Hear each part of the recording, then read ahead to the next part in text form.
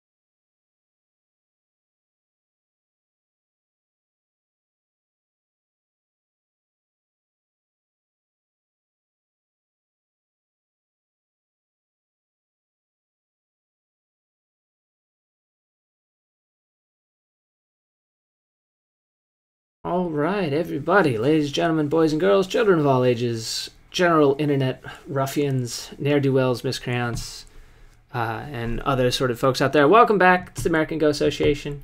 It's our live broadcast of the MLily Cup. We've got a double feature tonight. Park Junghwan, 9-Dan Pro versus Ke Jie, 9-Dan Pro. And Ryan Lee, the AGA's 1-Dan Pro from Canada versus Li Xuanhao, 6-Dan Pro from China. Joining me tonight is Jennie Shen, 2-Dan Pro from the China Qiyuan.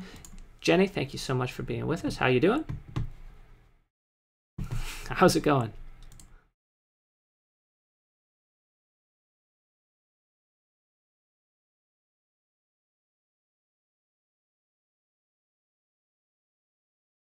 Oh, sure, whichever one you'd like.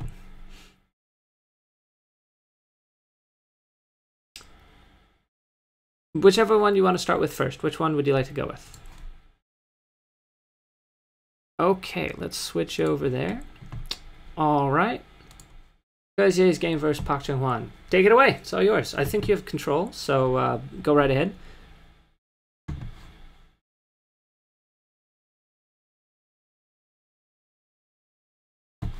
Oh. Excuse me. I had your microphone muted, thus proving that, as it turns out, it's hard to teach an old dog new tricks here. So my apologies. You should be audible now to our audience. She had just mentioned that she preferred to start with Park Junghwan's game. So sorry, Jennie. Okay, so now everyone can hear me? Everyone can hear you. Okay, now. Yeah, so I'm doing great. Everything's good. And we will look at this game and from move one. Yeah, right. Go right ahead.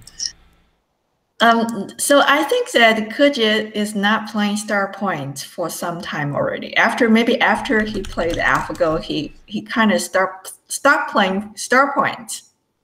Maybe he plays star points at some online games. He plays star points, but tournaments probably I don't know if he actually played or not.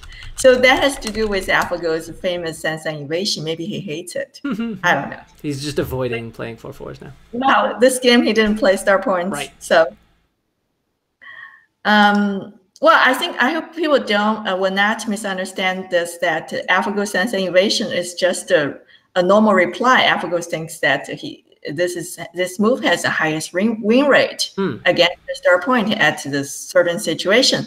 But it doesn't mean star point is bad. Star point is still good, no problem. You can play star points. It's just Ke Jie doesn't he doesn't want to play those Sensei invasion moves. He hates it. Maybe, I don't know. That's my guess. Doesn't want to deal with it. That's right. Right. We were speaking before the stream started about how AlphaGo's influence is kind of unavoidable. That whether you'd like it or not, like other people will play it against you, right? So. That's right. If you look at top pros games, you can see AlphaGo everywhere. So even in this game, we will see it. So this opening so far is normal, right? Right. But the next move, if white plays here, we would say, okay, this is normal. Sure. But the real game, it's here. That's not normal. This is an AlphaGo move. Well, actually, AlphaGo played this move against human. You remember the 60 online games, right? So this move happened there, but it was not exactly this board. I mean, black actually has some stones like an extension, something. It's probably more like, if I don't remember wrong, it's like something like this, I think. Yeah, but it does seem to want to hit at that weak point in the enclosure, right? Or it's like something like this, 2 space.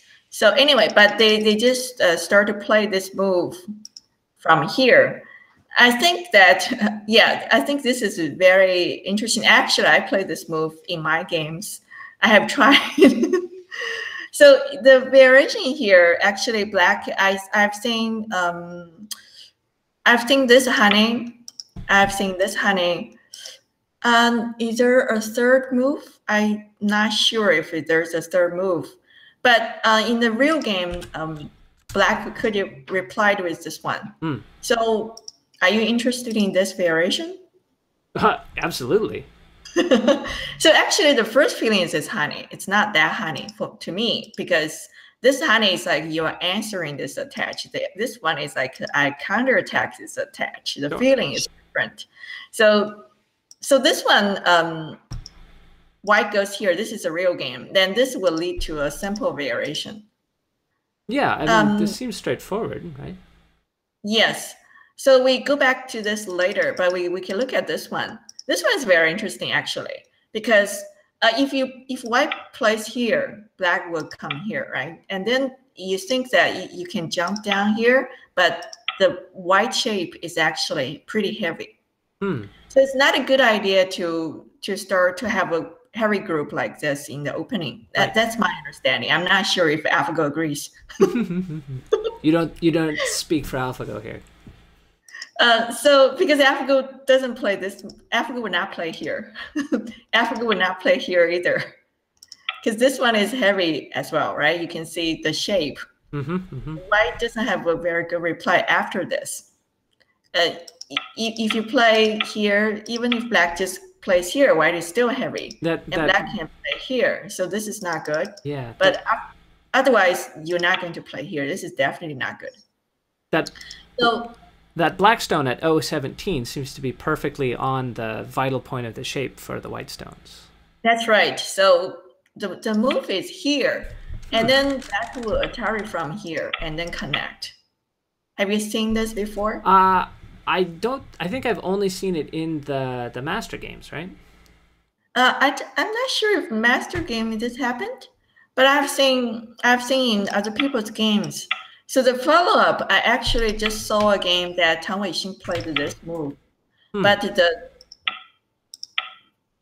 the variation, I just saw this game yesterday. This I'm not sure about the judgment, like if this is good for who, but it definitely has to do with your combination. But black usually can come out from here, right? This is obvious. Black can come out and kill this stone. But after that, because white has this Atari from here, there's this blocking center. So white will save all these center moves just honey directly. So after that, you can see that. So for example, if black continues to honey, right, white can Atari here. And either way, you turn or take, white can double honey. So this way, white can get to the outside, for example, like this, right? And then the ladder works for white. Right. So white can kill the outside stone, and black still needs to move here. Black gets goated, right? Black still has to kill the stone in the corner. To deal with the sente move on that. Right. So this result, if white gets sente, I think it's I think white should be happy with this result. To have completely closed in the top. And right, especially sente, that's important. Yeah. So if black doesn't want that result, black will Atari from here, and then white can turn. Then play the hanging connection on the top? Yeah, so if black plays like this, here white has a very good sequence. This one first. Oh. This move is very annoying. It's an asking move. Are you going to, basically black doesn't have a choice. Black has to come here, right? Right. Because it's either way, you either way this one or that one. But this one, it's obvious this will be sente. Sure. No, this one, this will be sente, right? So this white can take advantage from there right away. But this one is better because the only thing white can do is in the future this sente. So when white has stones at this area, then this aji will work. And aim to scoop that out, yeah. Right. So this is very good sequence. You need to remember to do that first. The order there is very delicate. And then white continue key and play out elsewhere. For example, something like this. This is something we can expect in pro games, I think. Okay. But in this game, they didn't choose this one. They played a simple one. So that's easy. Right. They chose a much simpler variation. This one seems almost like black is happy to let white take that influence on the right side. Well, it's funny because at first I really couldn't understand why is this variation good for, and why is this exchange good for, I mean, why does white want to do this exchange? Because actually this solidified the corner, right? The corner was a large knight's move, so it's not territory, but these moves, this exchange make it solid. Right. So why is this? So why did AlphaGo play this? But actually, if you analyze it like this, for example, if we change the sequence, we think you have a move. You have a Kamoko here. White approaches. Black kicks. White comes here. It's either way jump or this one, right? Right. Basically, white just did this exchange. Right, which is a little bad for white, but not as bad. Maybe I should put this down here. Maybe I should do this. So basically, it's that white tenukied, and then black and move here for no reason. This is slow, and white did this exchange, BC exchange, which is bad for white. But 8 is slow. Right. So this is a very difficult thing for human to make a judgment. I think AI can do this much better. So that's why we need them help. Because like you say, okay, black ended a move, and then how much damage is BC, right? So we don't know actually. We cannot turn it into numbers. This is getting philosophical pretty quickly. Maybe I can ask another question. So the situation in the lower right, where white tenukis that joseki, right? White leaves that cut at Q6. And says, hey, I'm going to attach to the upper right side, right? We've seen with the small enclosure on the 3-4 point, against the small knight's move enclosure, we've seen the attachment here in your diagram at 2. And then white tries to figure out, you know... You mean this one? Yeah, where we see the similar sort of situation where there's this, and now white will tenuki. Attach this one? Haven't we seen this? Seen pros experimenting with this? Yes, opening? They have been trying to play fast-paced. Right. So they have tried everything. Yes, so this is a similar idea. I think that the attachment is a very similar idea to this one. They basically, the white wants to settle. So in the real game, you can see that. I think that this is like for example, if you play here directly, it's definitely playable. It's no problem, right? Sure. But white probably thinks that in the other way, it's another interesting idea that if I get this result, for example, black comes here, then white comes back here, and then play extension somewhere. This is pretty far. The extension, it's hard to find a good point here, right? Somewhere here. So he thinks that this will, then this extension will not be the same if you don't do that exchange. So like all these moves, it's actually, the venue is very hard to make a judgment, just like what I said, do it or not.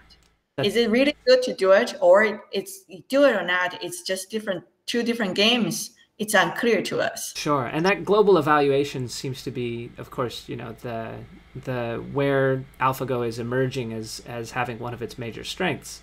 And for us, you know, that sort of global evaluation can be rather difficult to say precisely, you know, what it's worth. And so I think for humans, we sort of err on the side of not wanting to take away the aji, right? We say, that's right. Maybe we want to leave, as you say, the large knight's move enclosure is invadable. It's not territory. And so to make these exchanges, you make it solid territory, right? Right. But if you think in another way, that you simplify that, this place is finished, it's settled. Finished, then you actually simplify the game. That's where I was going. Really hard to know what's. So we have to try it and we find out. Anyway, so this is a real game. But in the real game, white didn't play normally. White would tenuki and for example, just like what I showed, do extension, right? But in the real game, white played this cut. Well, I don't think I saw this cut. Or maybe in the AlphaGo game against human, AlphaGo played this cut, but it's a different board. The outside is different. So that one is, that one is a very good move. But this one, I'm not sure. So this cut is another asking move, right? That's right. It's obvious, right? It's asking you. Basically, black only has 3 choices. 1, 2, 3. Obviously, 3 is bad because 3 is like you let a white take an advantage for free, right? This is definitely bad. Sure. Black. So if black doesn't want to play this move, black has to play here. So I think that his idea is in the future, when this side has white stones, even outside this will matter. So with this cut, it matters. But in the real game, black didn't choose the move 1, but black chose this one. This is a counterattack. Sure. So this is another thing I think that it's very unclear for us to make a judgment. So I keep saying that because after the AlphaGo impact, everything becomes unclear. It's like when we were doing commentary before, it's like top pros doing commentary, or other pros doing commentary. They have these patterns, they have these judgment, and say, okay, I know this one is good for who, and they have some ideas about the game. But now it's like everything has changed. No one knows. Now they don't say they have those same certainty. They say, you know, maybe I'm not right. Right. Nobody knows. And it's like if I know everything, I'm AlphaGo. Well, I did like your comment earlier where you were mentioning that, you know, we should have robots do this so that the robots can tell us how we're doing and who's winning the game, so that the commenters can relax and just enjoy, you know, enjoy watching. The robots, the high-level AIs, because their level is much higher than humans. So they make a much better judgment. It's like when I'm looking at this, I don't know, but the AIs can give us an answer. Right. And which is what I want, because I always have these questions and no one gives me an answer. Well, you're certainly, I can't help you. I'm the wrong guy to ask. That's for sure. I'm asking you, but like this turn. So first of all, if white plays this honey, black would cut, right? So it seems like the ladder works for white with the start point. But the problem is, like, I think that even if black plays an So if black plays here, white, when the ladder works for black, for white can kill the corner, actually. White can't hurry and kill the corner. So basically, this won't work, right? This ladder works. But I guess that he has other moves to resist. I'm not sure which one. For example, is this possible? Like this one, is this possible? After this push, then go back to kill this. I don't know if this is possible. Another way, is this possible? These are all possible moves. For example, take advantage here first and then come back here. Or maybe this one is better. That certainly doesn't look too good for white. Right. So I guess that's one reason why I didn't play this honey, but play this jump. So the idea of this cut is to create the agi. But the real thing is that if white jumps here, if black turns, white wants black to do this kind of moves that it's like you still over moving in the corner, but you're actually crawling on the second line. I'm playing on the outside. So he thinks it's this exchange. Even though white will lose points in the corner, but he thinks the outside, white can gain from the outside. So that's probably his idea. You agree with that? I mean, it seems like that assessment is the second line moves versus the other. Certainly, but blocking doesn't seem like it works at all. Like every single one of those variations where black fights back looks like white ends up with kind of a junky position. In this case, you know, okay, so black doesn't have to come back and protect up on the top corner yet. But he still needs to. For example, if you continue to crawl forever, this will be white's idea. So this will be bad for black, even though Africa still crawls on the second line sometimes. But it doesn't mean you can crawl every time, every board. So in the real game, could you play this? Oh, white actually connected first. After that, he played here. Right. So he's actually, this move, I think that if we look at the real game, Koji actually played here in the real game after that exchange. So I guess that if you don't play this exchange earlier, black, you won't get this exchange. That will affect the fight on the right side. I see. Because later, if you play A, black will not play B. Right. You definitely won't get A for B because the attachment that white can aim at on the bottom isn't as severe. Right? Right. Like normally Go ahead. Sorry. The real game he played here first. Right. So I guess that if black Tanuki anywhere, for example, something like this, why do we just ignore? But I'm not sure about the follow-up, like his AlphaGo move will be here. Have we seen this in AlphaGo maybe pattern? This is his follow-up. And after that, something like this, I'm not very sure. Wow. I mean, that looks like it's going to be a knockdown fight from there. Yes, because this one is not as good. This one is not as good, I think.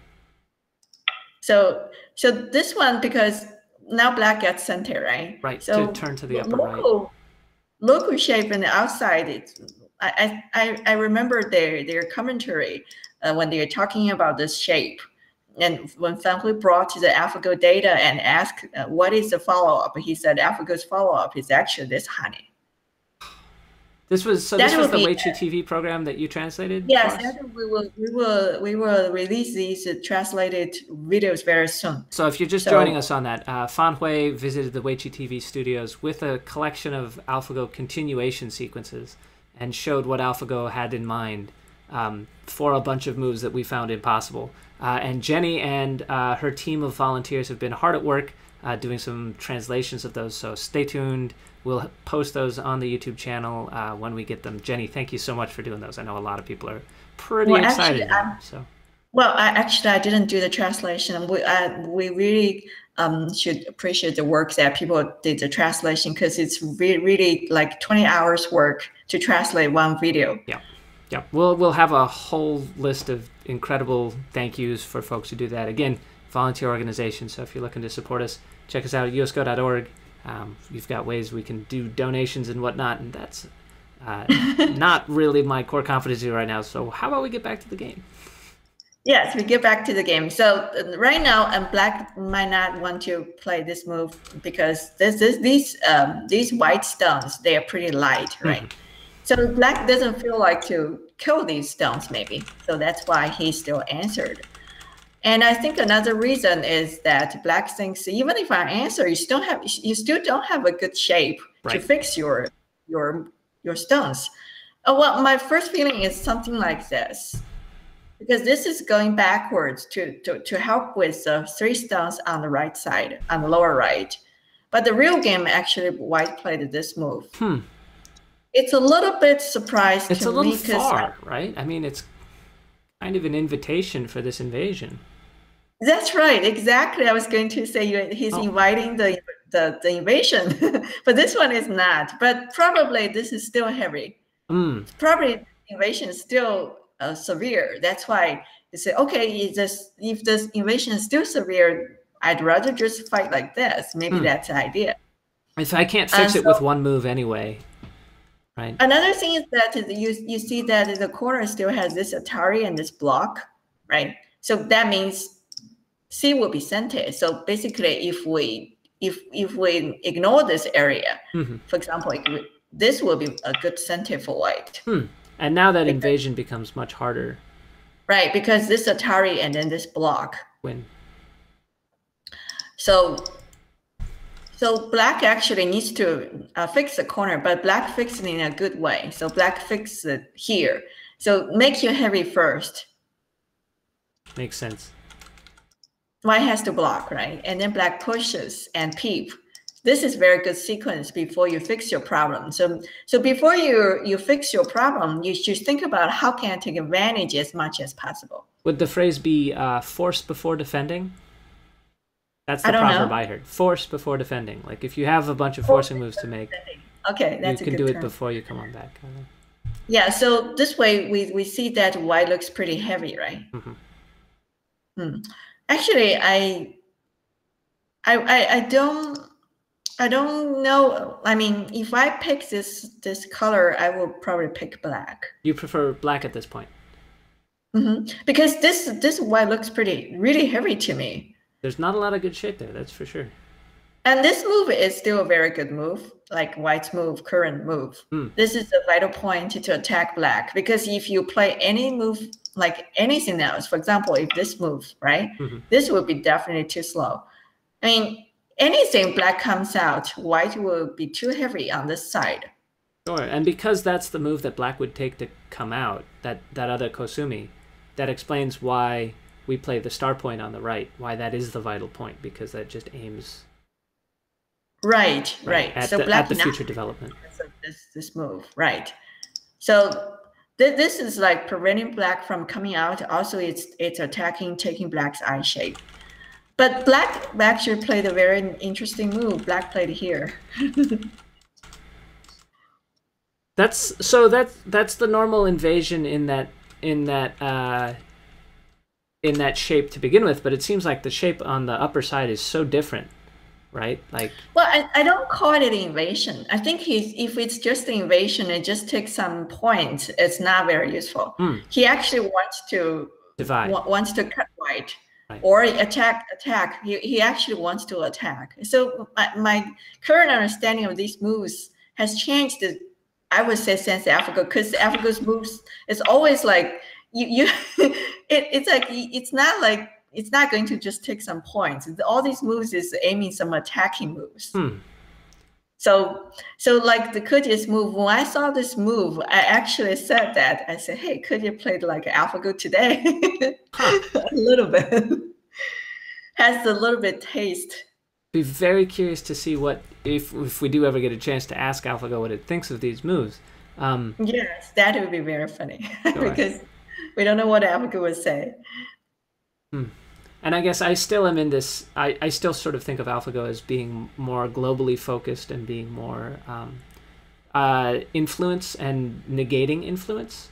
So it seems to me like that move might be one that AlphaGo just totally ignores in favor of taking a lot of territory somewhere, right? Or not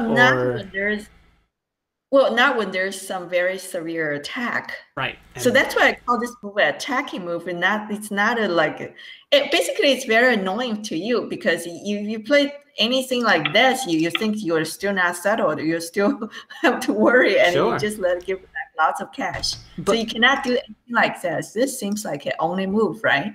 So the result depends on if black can have some severe attack or not. I think that I would call this black fails if black just lives on the inside. Okay. And there's nothing that white can do, like jumping out on the bottom or anything. If black will jump straight up from that to Q8. Like if white plays something else, black will do this. Yeah, this is the first feeling, but actually black didn't play here. So No. I mean, if white ignores it, if white doesn't kick at S7. Oh, you mean white doesn't kick? Right. The severe threat that you're talking about is black jumping up. Black can jump out. Black can also play here, because this is also a target. You can see this white group is actually, this is more like a target than the other one, because this one is really heavy. Yeah. B is definitely not a eye-rich shape. That's one reason I said I would pick black, because I think this shape is really heavy. If black can break through from here, this B group will be a burden, which is which is not good. Right. So, but white has to fight here. So actually, this move, this is the first feeling, but I'm not sure if this is the plan. White comes here, but I first read this one. I thought it would work for black, because white cannot play like this. This would definitely good. This one would be good for black. Right, because now black is definitely coming out, and those stones on the bottom are looking pretty.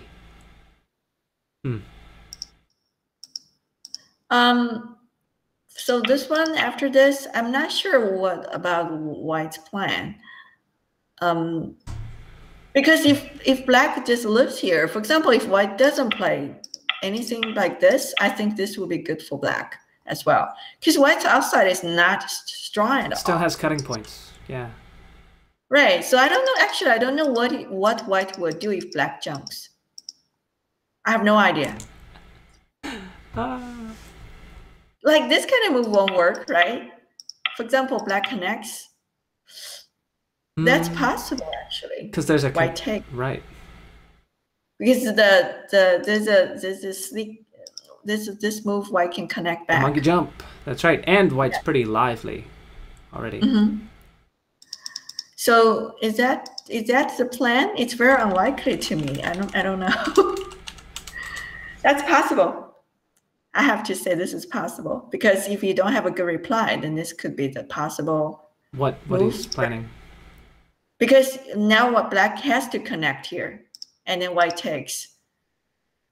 So the thing is that white group on this side is already alive, and there's a monkey jump to connect back, and black's shape is not very good. I mean, black is pretty heavy, so maybe this is not good for black. That's possible. That's why Ke Jie played here, and this move is very crazy. I think it's like in. Okay, let's just finish the game here. That's the feeling. Okay, well, if we look at how the next couple moves play out, it looks like Ke Jie sort of gets his wish here in terms of dividing white into 2 weak groups. Yes. So if white in the game, white played this tiger's mouth. So if white plays this move, this is move that follow the shape that you continue to attack and then say, okay, I kill everything, right? This is the move. Well, what is the follow-up actually? Black comes here. So he thinks he can still break through. And he certainly can't live there. Yikes! That doesn't. Oh, this is like all-in. It's like you finish the game here, basically, right? Because it feels like if white doesn't kill black, then black will kill white. That's the feeling. That's very pretty much. Sure. This looks like a So. If they're walking on a dangerous path along the cliff, that way is definitely we're off the cliff and we're falling, and it's only a question of who manages to land on who on the way down. Right, but this one, for example, first of all, black can just play this move. And for example, if white tries to kill black, maybe white is short of liberties. Right, this capturing race looks tough. So this kind of plays, it's like if you can't kill black, then you will like falling apart the 2 groups. So white cannot risk. Okay, this could be the answer. If white jumps here, black has this move to come out. Aha! A nice little clamp. If white connects, black plays here. Black can come out. And what else? The other moves won't work. You can see, right? I don't see anything that would come through. Right. So this one black can come out. Right. Can't cut. That means the other moves won't work. You can't even seal them in with a Ko because you're just in shreds on the outside.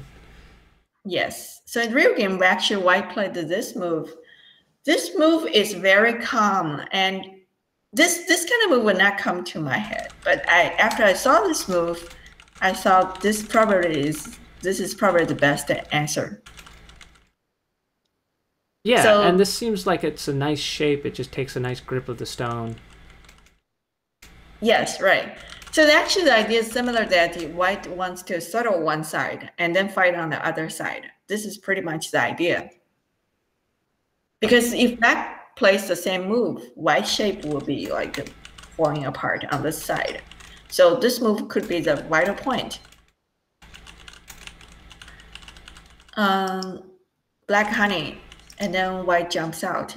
But actually, when we start streaming, this is the board when we start streaming. That's right. So we're caught up to where we started, and they've played, I think, another couple dozen moves. Let me find the original. Yeah, they've only played another dozen moves after this.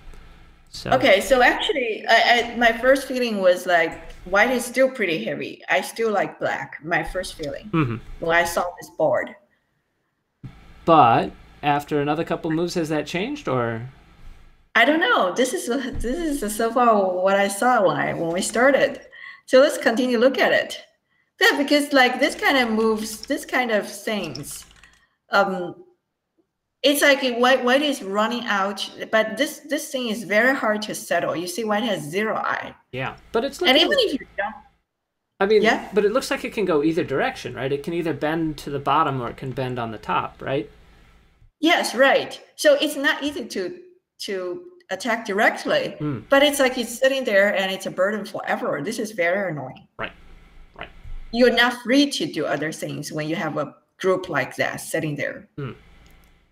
So I guess another question is, what does white need to do? I guess, you know, the right side, if we look at the territory, black has 15 in the upper right and call it another 15 in the lower right. So only 30 points for black. You know, since white has those two corners on the left, is this acceptable? Assuming the group on the bottom is stable enough. I'm not sure about the current win rate. Okay. Because like what you said. give us your Monte Carlo play out here, Jenny. What do you think? But you cannot help me about that. I sure can. No, I play it out more or less randomly anyway, so it's not an improvement. Right? Well, so the like what you said, the board is still very open on the left side, right? So white is jumping out, and black. It doesn't mean black is okay. Black still has this burden, so it's like an attack situation on the right side. Like black is weak here as well, right? You can see this group. So it's not like black can just black is free to Tanuki and approach the corner. If black is free to approach, I would say I would like black for sure. But right now it's not like that. Black doesn't have that ability. Sorry, go ahead. Sorry, you first. No, I mean the important thing is that if white can control the center, then white is okay. So let's just. Yeah, sorry. What I was going to say was you were saying that white doesn't have a free hand because of the group A is not settled, but black doesn't either because B is similarly needs some help right now. That's right. Right. Okay.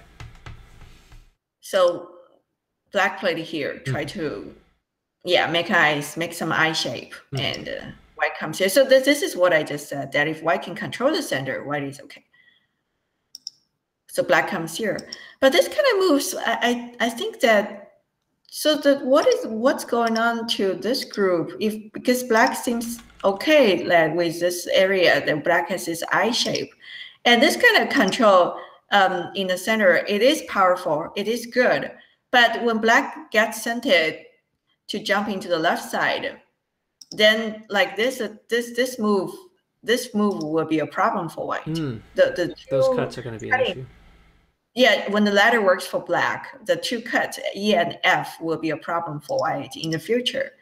So but I think white is it's still good that white can get the free hand to control the center.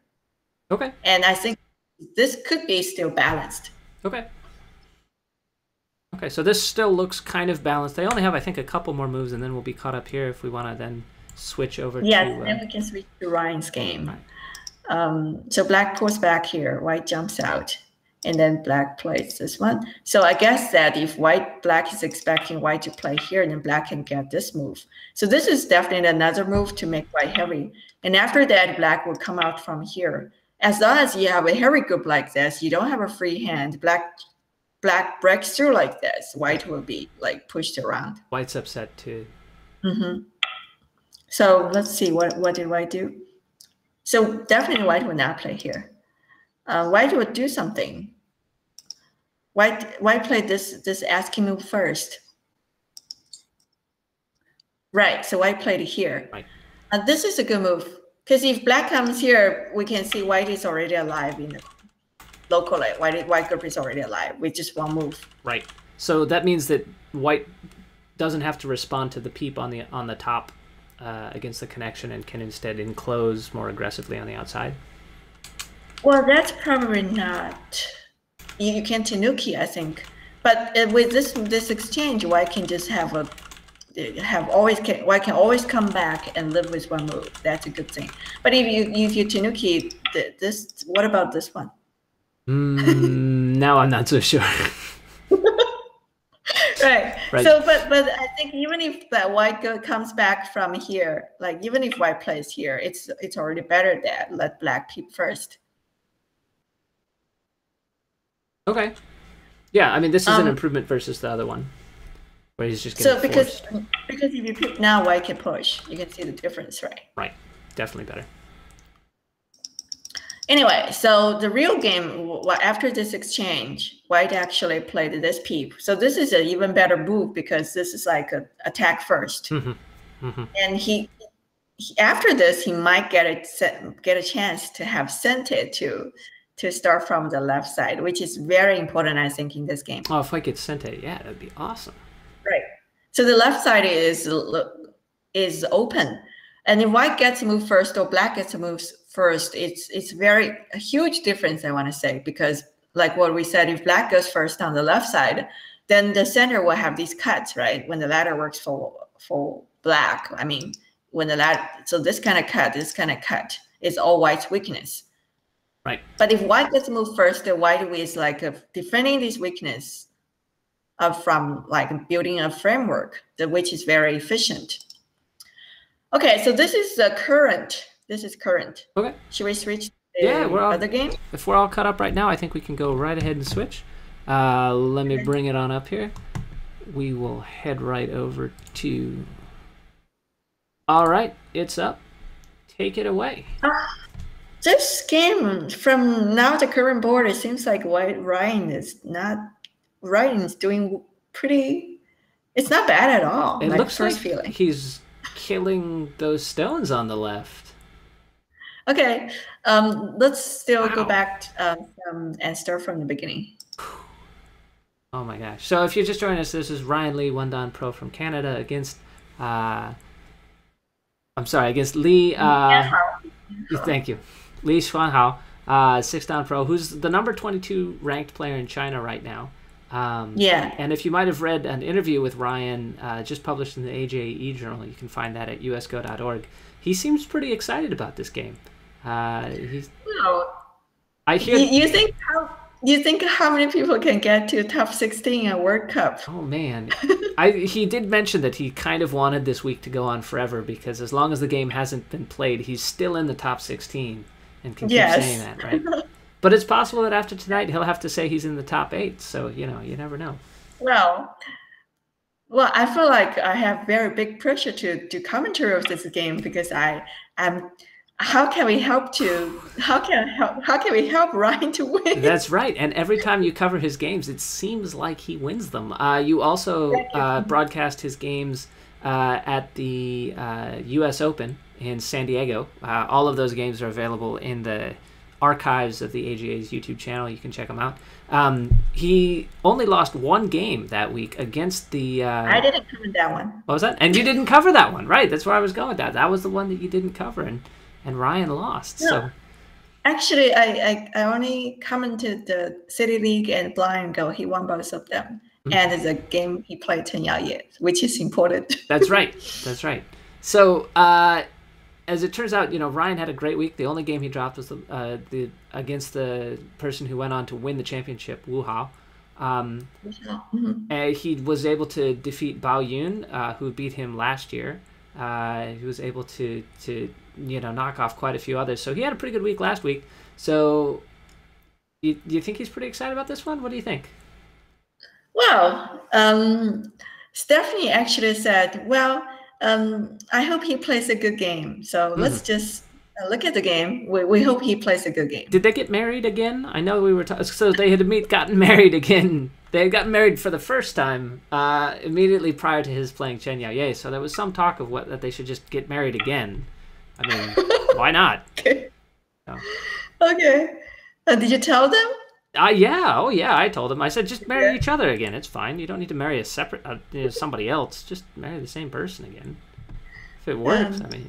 That will help him to win this game. Okay, let's see. Okay. Ryan is black. So this is a micro Chinese. He actually played a very normal move, this one. Because I thought these guys have changed the move here. They think this is more fast-paced, I guess. This move is like more calm. Well, actually, at the pro dinner at the Congress this year, and these guys actually, like the AGA pros, they actually, I think they're really into Go because they actually brought a Goben and stones to the pro dinner, and during the time they were talking about the games, talking about the games through the pro dinner. So I think that was like, wow, they're so good. I think, yeah. Well, now I think that you showed us those pictures from Oh, you mean the pro dinner at the Go Congress or the pro dinner? Yeah, at the Go Congress, because I was sitting with some like all these U.S. pros, AGA pros. They were talking about the games all through the pro dinner. And they had brought them, and they're going through it. Yeah, yeah. Yeah. So actually, I asked them a couple questions because that day that was the day that Aja posted some. Ajahn posted some AlphaGo's variation, AlphaGo's thinking thoughts about Taisha. So I asked him, hey, what do you guys think about these things? About the mini Chinese? Ryan actually said that AlphaGo moves is really hard to understand. And because he really cannot understand AlphaGo moves, so he still goes back to the moves he understands. That explains that he plays the small corner, small knight, small corner enclosure. He said that because I don't understand AlphaGo moves. I'm not going to try. I'm just going to play what I know. Well, I think that makes sense because if you don't understand it, you should play the move you understand. Right. But it's fun to try these moves if you want to explore them. Right. It's fun. So it depends. And just to clarify here, Ryan is white. Yes. So. That's why I said he played a very calm. Right. Just splitting the right side here. Yeah, because the fast-paced move, I saw in more pro games that people play this more that is a split. So white black comes here, and he played this one. So I guess that people will ask a question: what if black invades here, right? Because this is not a 2-space extension, but it's a 3. 3, the weakness of the 3 space is the invasion. This kind of thing, it's basically like if you're trying to save everything, that will be big trouble for you, for white, I mean. Right. So the good thing about this is that you can just play, for example, this kind of things. You seek for exchange. Okay. That'd be an easy way to solve the problem. For example, if black plays like this, we just do a very simple variation. Like this one stone, I think this would be good for white because in the future, white has the invasion on this side, right? This area, and this side, these stones are not dead. With this move at the D, white is almost alive. So that flexibility is why we're not really concerned about that severe invasion. Normally that would be the severe invasion. In this case, we're flexible enough that we don't mind giving up one side or the other, or all of it. That's right. That means that the invasion is not severe because we have all these flexible ways to deal with this problem. Right. Oh, hang on. I'm getting a broadcast from our executive producer, Badat Baduk. He's commenting that, hang on, let me see if I understand this correctly. He's saying that since Ryan Lee is saying that we have to play the moves that we understand, that means that AlphaGo is therefore useless to us humans. We have to just do what we want. What do you think? Useless Jennie? For us humans. That is a question? That's what he seems to take from that. Well, I think that's not right because AlphaGo is showing us a much bigger world that opened our eyes. So we see a lot more possibilities we have never seen before. So it's not about like you play the move you understand, then you go back all the way back to the moves we have played before, but we see a new world like that. So we definitely see the new moves in pro games, right? And also, AlphaGo showed us the flexibility, AlphaGo is extremely flexible. So this is very important for pros for everyone to understand that the flexibility, that you can give up everything as long as you have the balance. You can do whatever, you can attach everywhere, you can do whatever, as long as it works, right? So we actually, I would say AlphaGo freed us. I think we broke our shackles. Okay. Right. So it's not useless. It's very good. It's a miracle, I think. Noted. Okay. Well, I'm receiving words from our executive producer that adequately addresses his concern. Thank you. Anyway, you were saying. Sorry. Yeah, he should learn from the attach go I played with him at the Congress. That's right.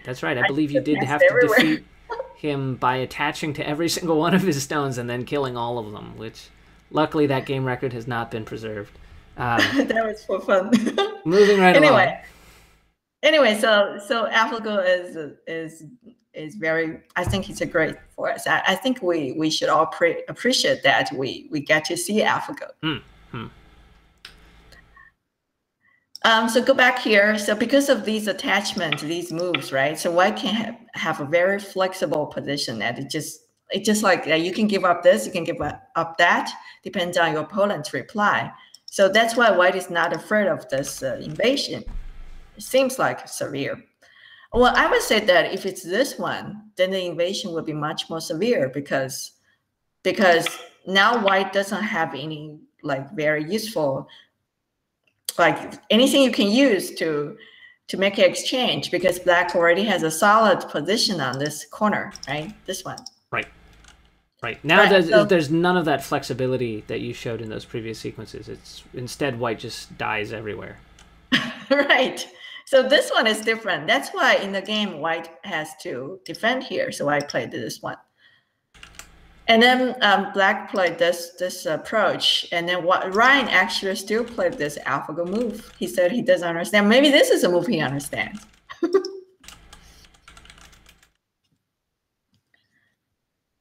So go ahead.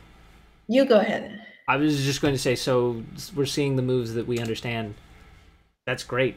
Is this Ryan playing a game he's comfortable with? Is that what is his game plan here, to be very patient? I know he mentioned in an early interview, the one posted on usgo.org, that that he knows Li Xuanhao, and he said that his style is very calm, and that as a result he might have some difficulty, getting the sort of game he's looking for. Do you think that this is all of a piece of white's plan here? Or? Yes, it's very calm. White plays very calm right now so far. Well, white is Ryan.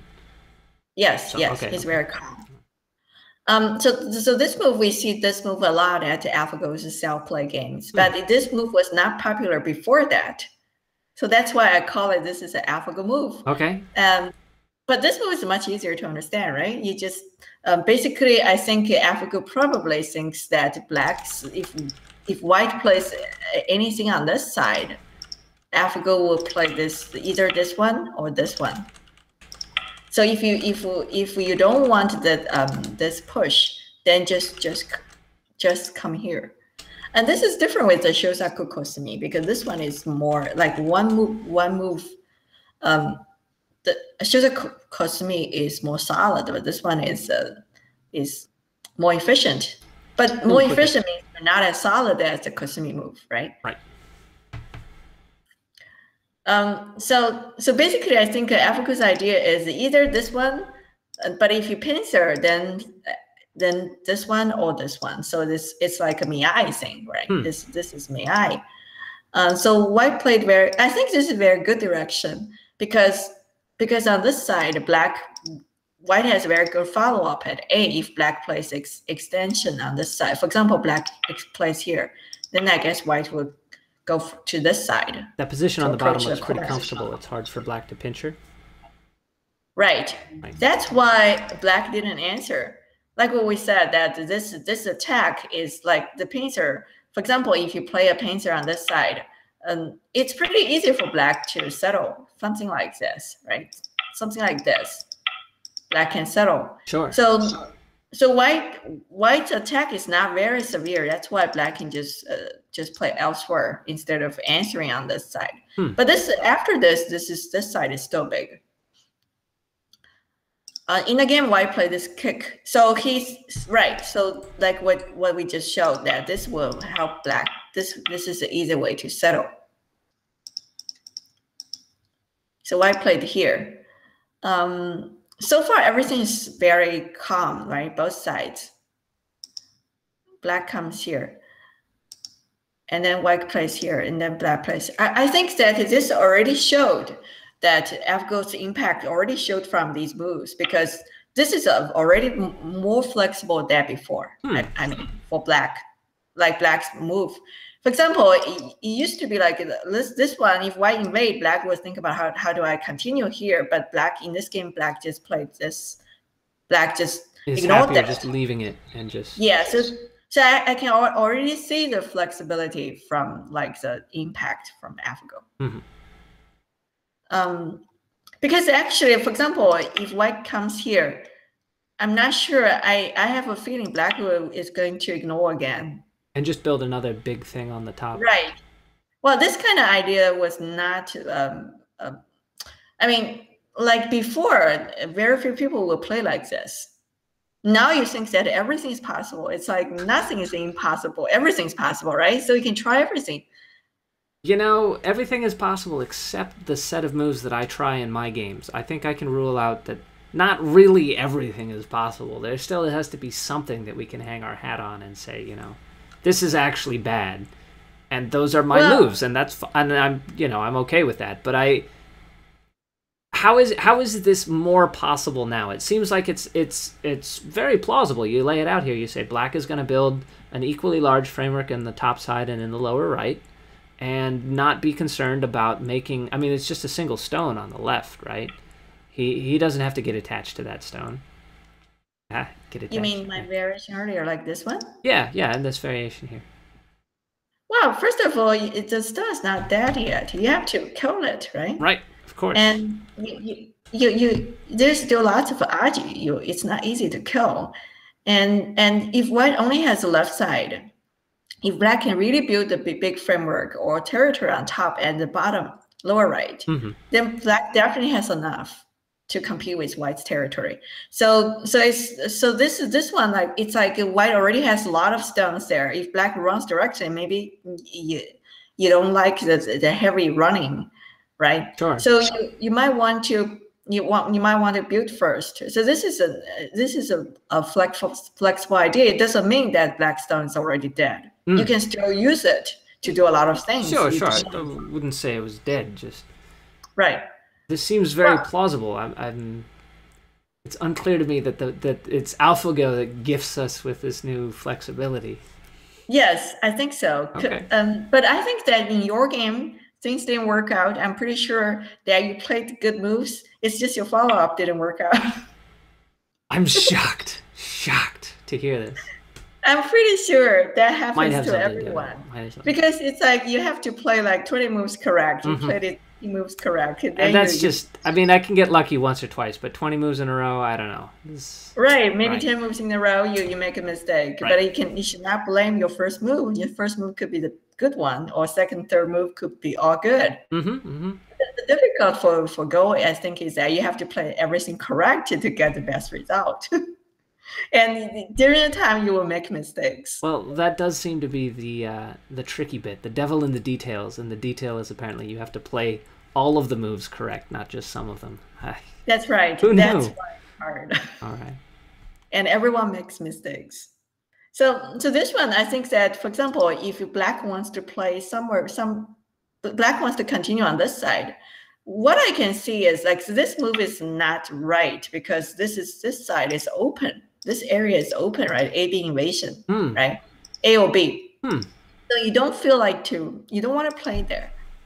And then there's no other way to settle. So what I can see is like this shoulder hit could be a move that you want to play on this side. But black might think this is not the biggest move right now. He thinks that this is bigger. So like what I said, if white is, but I think white will not play here because I think this side is kind of not efficient enough if white plays here. Sure. Sometimes. If it's not urgent for black, it's probably not urgent for white either. Right. That works sometimes, not always.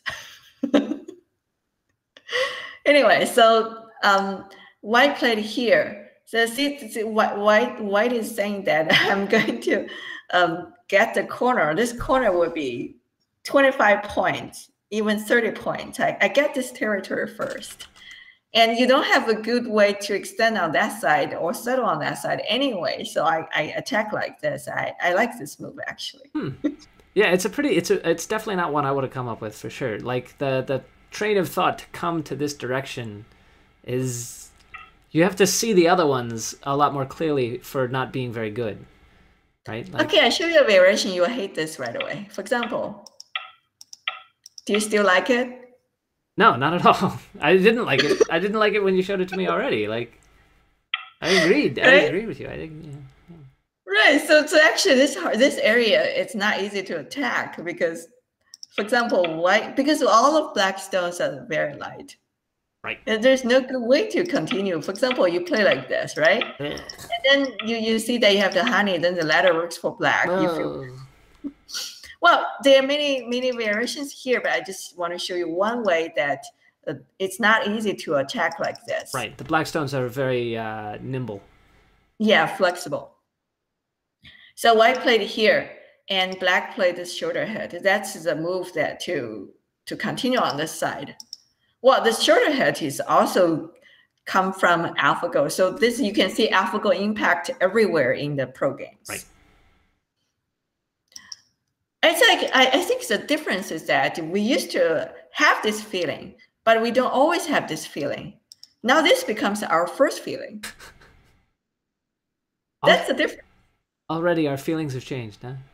Right. It's a good thing we weren't really attached. If we were, hooked on a feeling, I just wouldn't be able to stop believing that, AlphaGo is able to play this well. So it's never mind. Let's just keep moving. So how does White continue this attack? Does he want to keep attacking these 3 stones on the left, or does he move to the top side? I think he needs to continue to attack these 3 stones. Coming out from here is very natural, I think. This is a game. And what white comes a black honey. So the first move I don't really understand is this wedge. But after the follow-ups, I think it's not completely I think it at first because this shape it looks very clumsy. We used to have this joseki white did play this wedge as a joseki, but now we look at this shape. It's very clumsy. It's like it's very. You see it's not efficient, right? And that's why we see the double approach move. Africa always answers like this. The shape is much better, even if black has a stone at the double approach, like at A, still this result. So I was expecting this one, but I think Ryan definitely knows this one, but he didn't choose this one. He has his reasons. Yeah, you were really hard on this wedge before we started the broadcast. You were like, "What is that wedge? Why did he play the wedge? What's going on?" Right, because this wedge. First of all, we look at the game.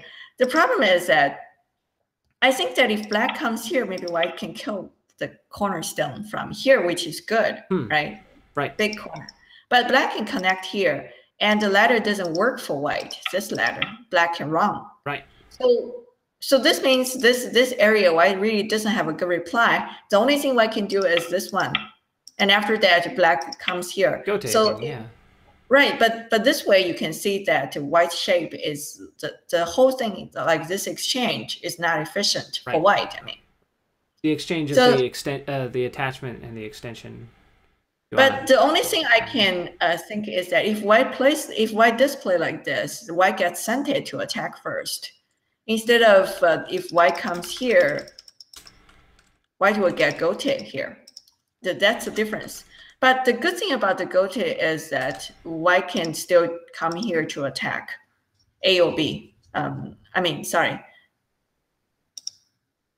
These 2 moves, right? A or B. Still white can come here and attack. So I'm not sure which one is better.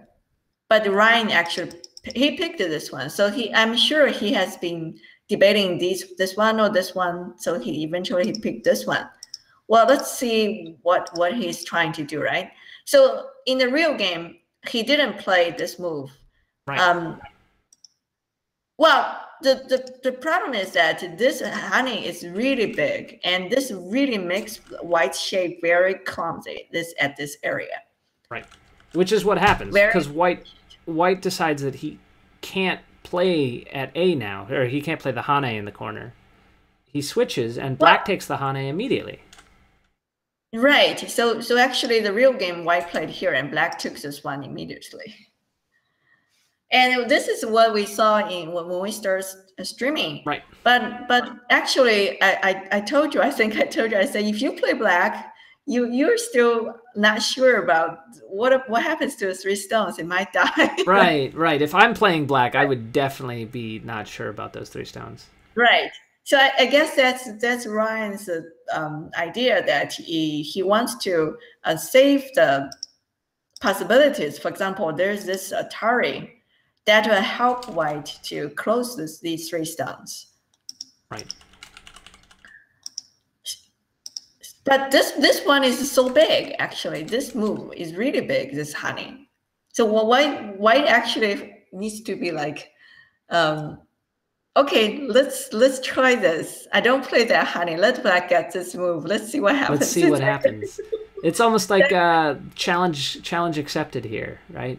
Yes. Yes. So white jumps here. He didn't even do this exchange. I guess maybe he cannot do this exchange. White will ignore it, or black will ignore it? Actually, I'm not sure. Black's still going to answer or not. Not sure. Well, if white can get this exchange, isn't it better for white to continue attacking this? Or maybe he's worried about black is not going to answer. For example, this kind of moves, black can come out first. Sure. And you can see that, let's show a sample variation. You can see that because white has this shortage of liberty problem, black can actually close white. Oof. Yeah, that looks pretty awful. painful for white, right? So this is just the one variation that we have, that we get an idea of black can have this kind of plans. Maybe this is why he thinks he won't have time to do it. Even that is too slow, so he has to jump immediately. It is a way of seizing the initiative. I mean, there's no question that black now says, oh, I can't ignore that. Yes, so actually, I don't know if black plays this crosscut, what's going on. It seems like black can get out, but maybe white would let black Pinocchio on the outside like this. Is that possible? Is white getting enough? I'm sorry. I probably shouldn't just throw that question out there, huh? Well, black actually played this move first and then played this one. So this kind of thing is always easier for the defender than the attacker, I think, because it's easier to live that to kill, I think. So this is a game, but these moves are forced, right? And black is trying to use the Aji on this side to make I shape. So white Atari is here, and then black comes here, and then he played this move. So okay, now I see this move. So if white pushes, black is going to Atari, and then now Atari. The stone can come out, and then black will kill this one. Black will Atari again, and then kill this one. And if white Ataris, black can Atari from here. So this way, black can give white this super thickness, and black gets lots of cash. And white's cash is gone, basically. Yeah. Right, but this way, white will be really short of cash. Right. Atari, and white takes, black can even take like this. This is not right for white. This is definitely bad for white, I think. So white cannot push. If white cannot push, what can white do? White can play this one. Oh, this is the move he played. So what if, so the idea is if black plays here, this is a game. White takes, right? This is only a move. And then white black connects, and white can play here. Oh, this is a game. This is the game, that's right. You're psychic. Well, this is forced because there's no other way. I don't see other way that would work for both sides. Right. Right. And this, you first, go ahead. You were saying at this point, go ahead. Yeah, this is what we saw. Right. And so you think this is looking good for white here? First glance. First glance. First glance. Is that because there's just a constricted feeling about those black stones on the left? Well, my first feeling is white's outside is pretty good. It's not like an awkward bad shape, but it's actually good with this tiger's mouth on the outside. That's my first feeling. That tiger's mouth of ABC? And black has to live. But this is just my first feeling. But we look at the, if black lives very easily, white actually, like this outside, for example, something like this, right? You can see there's still this Atari moves. This is kind of weakness. And the outside, I think if black wants to live, black can just live like this move. And because there's a Atari, right? You can see this Atari, and then you can play here. It's pretty easy to live. Looks like. So the good thing about it is white didn't let black break through from here. But the problem is that white will lose territory on the left. Also, white will have these weakness. You can see white outside the influence is not quite strong because there's weakness there. Right, there's still these cuts. Yeah, but actually, I think that at least this area, white is okay. That nothing is like it's like white is not. Well, it's not like obviously this is bad or it's not obvious at all. I think it's probably if white gets sente and white can still invade on the bottom, and black doesn't really have so much territory. So if white can get sente and have the influence, white is okay, I think. Okay. So that seems to be the stakes here. As you predicted here, the knight's move cover. Black insists on continuing to break out here. Right. Yeah, but this move seems a good move. And so if white pushes, right, this is the first feeling that you have to read this through. Right. And this looks like disaster. Going to happen, and so first of all, if black just Ataris and then come here, is white dead? Oops. Oops. White looks pretty dead. That looks pretty dead. Oh, can't white cut on the other side? Which one? Cut at C9.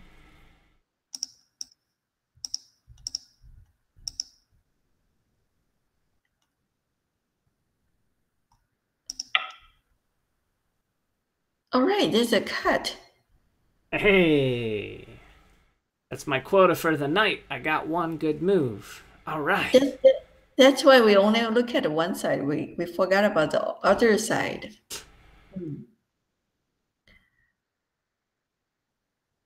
Oops. So that works. But he probably thinks, so what is the problem? But if white really plays like this, black might be able to prepare. Yeah, maybe just protecting and living on the left. Like you said, the sequences that live on the left with the tiger's mouth. For example, play here first, right? Yeah. And then white needs to defend here. Then black can live. Is this a plan? White has a lot of cutting points on the outside, right? That's right. I don't know if that's sufficiently bad or what. You found a very important move to save right.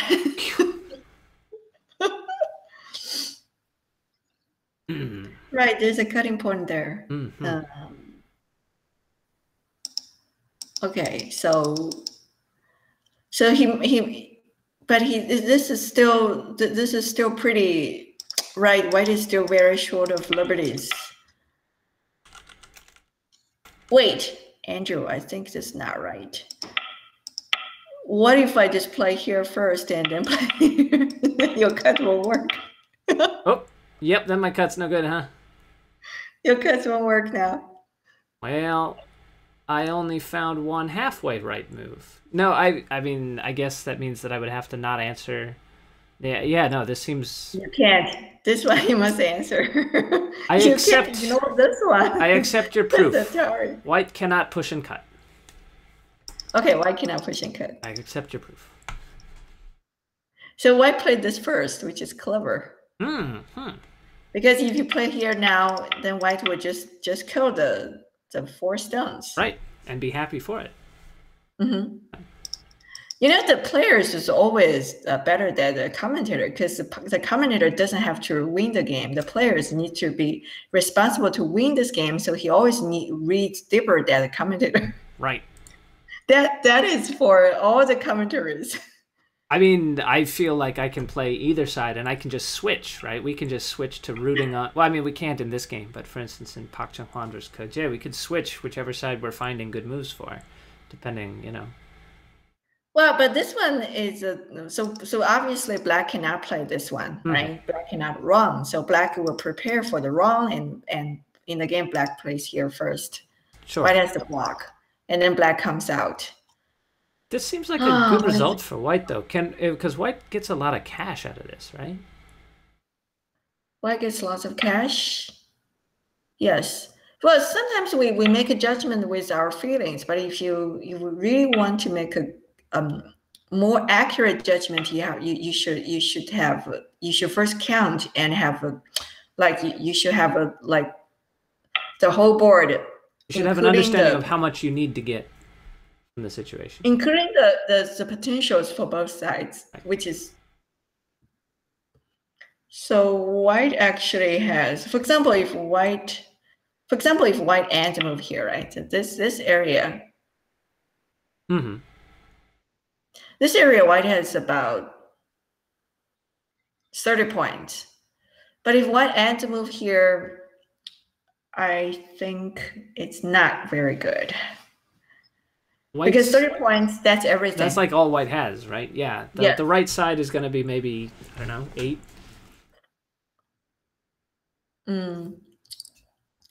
So let's see what Ryan did in the game. He played here. Wow. I was just reading this and I thought this didn't work. Well, because if Black pushes. Can you define what you mean by work? Like when you say you think it doesn't work, what would...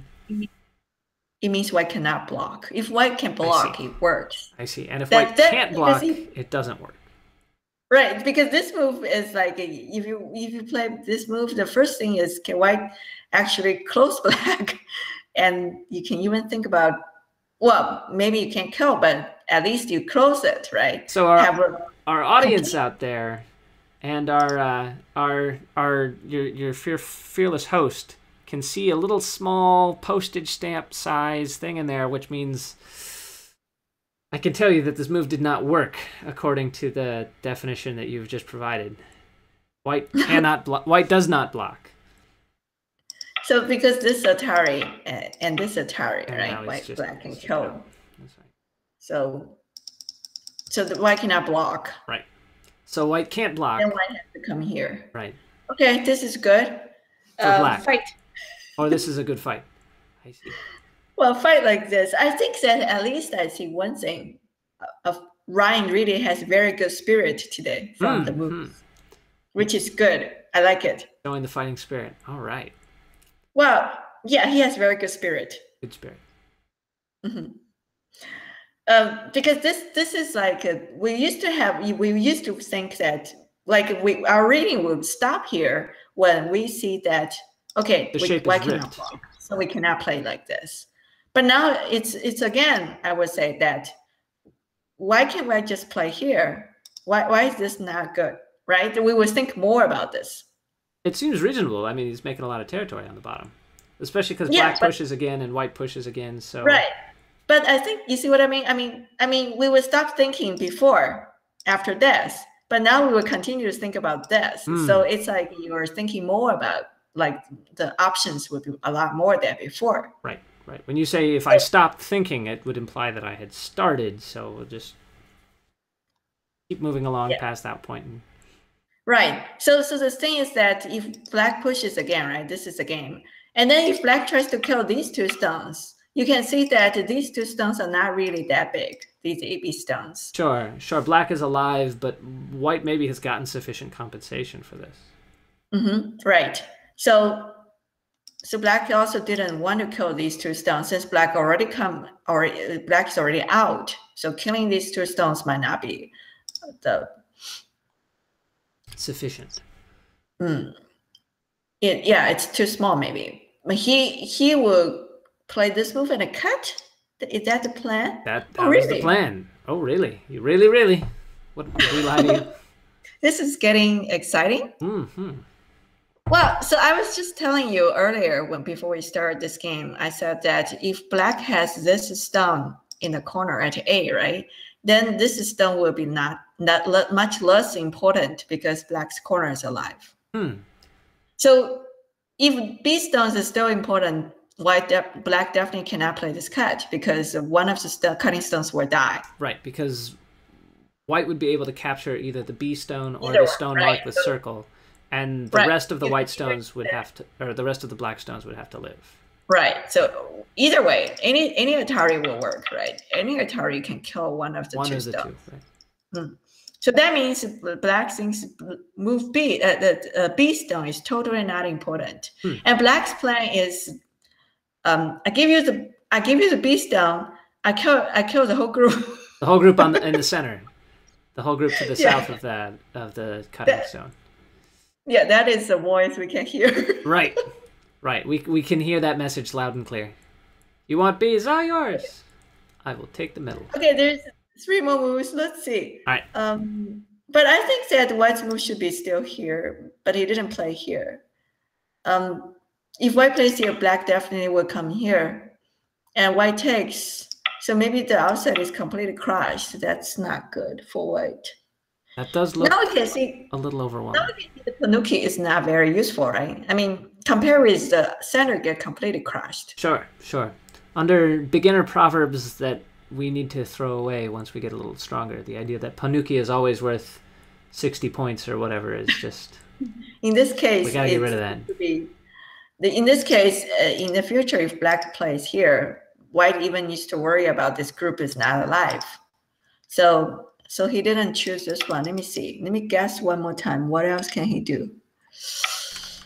Oops. I don't have a good reply. Like, what is, like this one? He's going to play. Ah, I guessed right. Yeah, he's just psychic. Psychic again. I guessed right. I think white should focus on how to attack this one instead of how to kill this one. Because when we are comparing, if we compare these two stones, A is definitely more important than B. Way more important. Because like we always said that the corner of black is already alive, upper left corner. That honey. So if you kill B, you're just killing one stone. But if you kill A, you're saving your center because A stone is cutting white's two stones in the center and the corner. So black connects and then white played here. So Ryan is saying that, okay, I don't need to kill any of the cutting stones. Let me kill these two stones first because white is threatening. White can connect from here. Connect on the bottom. That's right. Right. So white can take advantage here first. And this makes a lot of cash. Being able to get that extension at C10 is pretty nice. Right. So if black jumps here to cut white, I mean, this is not the game. Then white can take advantage first. And actually, after this, I still don't know what he would do. But we can. This is not the game. We can switch to Ke Jie's game. But I definitely think what Ryan has very good spirit, and this is still a good game, I think. Okay. Okay, so this is still a close game. Nobody's opened up a commanding lead, and it looks like a fight is brewing. So well, this is like I cannot make a judgment and say who is ahead because this fight is very unclear. So let's just wait and see what happens. Okay. Do you want to take a little bit of a break before we head to Ke Jie's game, or do you want to dive right back to it? What do you think? Okay, we can take a break. All right, we'll take a brief break. We'll come back soon. Let me get rid of this message here. We'll come back soon. I'm Andrew Jackson. This has been Jennie Shen, 2-down pro from the China Qiyuan, providing commentary. We will return in a moment with the continued commentary of Park Junghwan versus Ke Jie. We'll put that game up so y'all can see where that's developed since there. And yeah, we'll be back soon. Don't go anywhere.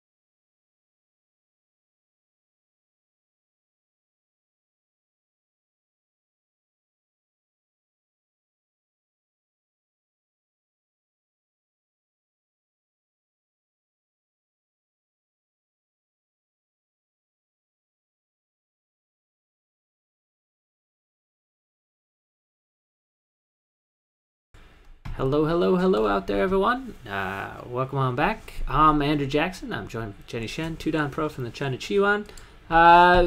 We are looking at the Park Junghwan versus Ke Jie game. What do you think, Jennie? My first feeling is this is going to be game over for white. Really? That cut looks pretty severe, and even before this cut, it looks like white's position is a little ripped. Well, this is just my first feeling because black actually the top, the black is connected. Oh no. Oh, it's not connected. Okay, that's better. Okay. But I think that it's still, you can see this position, right? This is not settled, but white is weaker on the outside, and this group is not alive. Let's go to the demo board. Okay. Yeah, as you were saying there, sorry, with A, B, C, and D. Yeah, B and C is not settled, and the D group is also not alive. Let's go back to the position we just showed, right? It's this position, I think. On this position, like what we said that earlier, that white needs to. So white actually played a good move. White attacks first to play this peep. Right. But we can see that actually black can live very easily with just one move, right? So this peep isn't really a counterattack. Right, black actually started.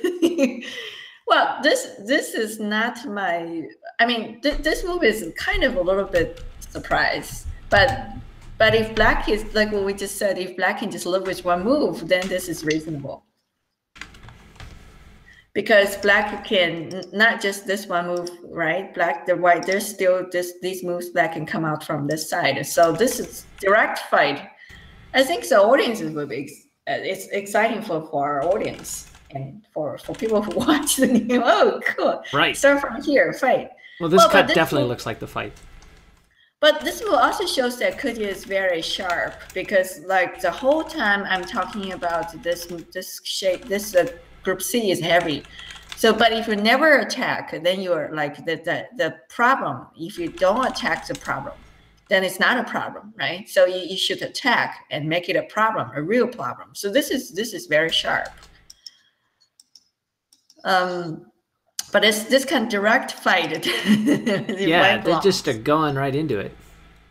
Let's just see. So from the very beginning, I was saying that okay, let's just finish the game here. That's what they're doing. That's kind of what it looks like. That's right. Well, I think that if white plays like this, maybe even this kind of thing is possible, but black can definitely just come out from here. This now you have a visual.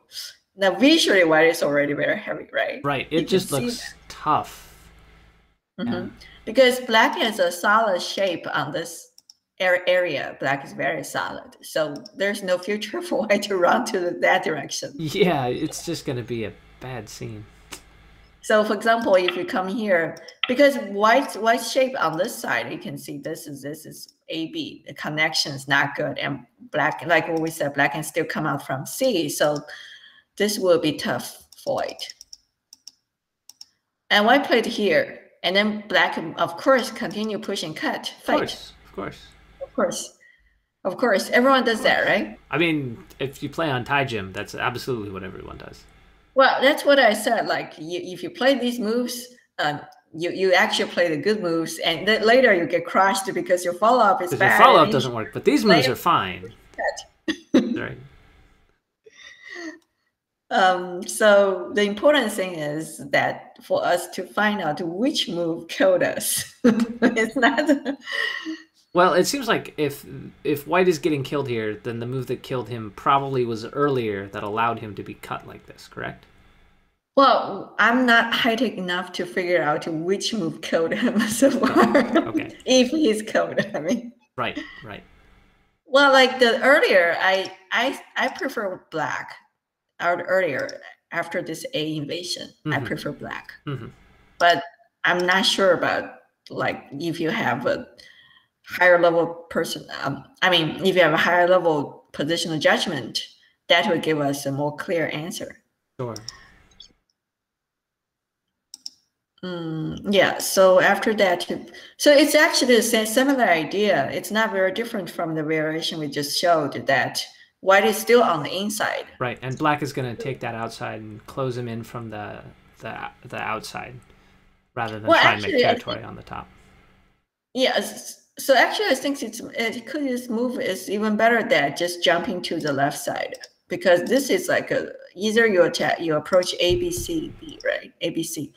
Um, it's like you're waiting and to find a good timing to attack. But if direct attack has an even better result, then you should just then you should do it. Why wait, right? You do it, right? Yeah. And if you're Ke Jie, then it works. So, go to town.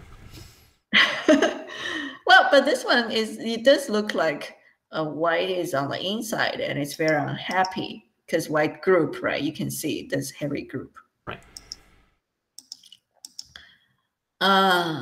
Attach, and then black play this connect. Oh. So the problem here is that, for example, if white plays here, because there's these,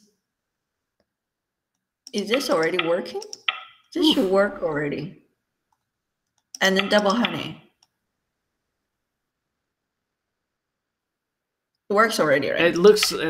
I don't see why it doesn't work. It looks like that ladder doesn't work, and it looks like... The ladder doesn't work. Nothing works. Nothing works. So this works for black already. I know that feeling. The other moves won't work. Like this one won't work, right? You can see. What else? Nothing else works. That means this is already... So this connect after that...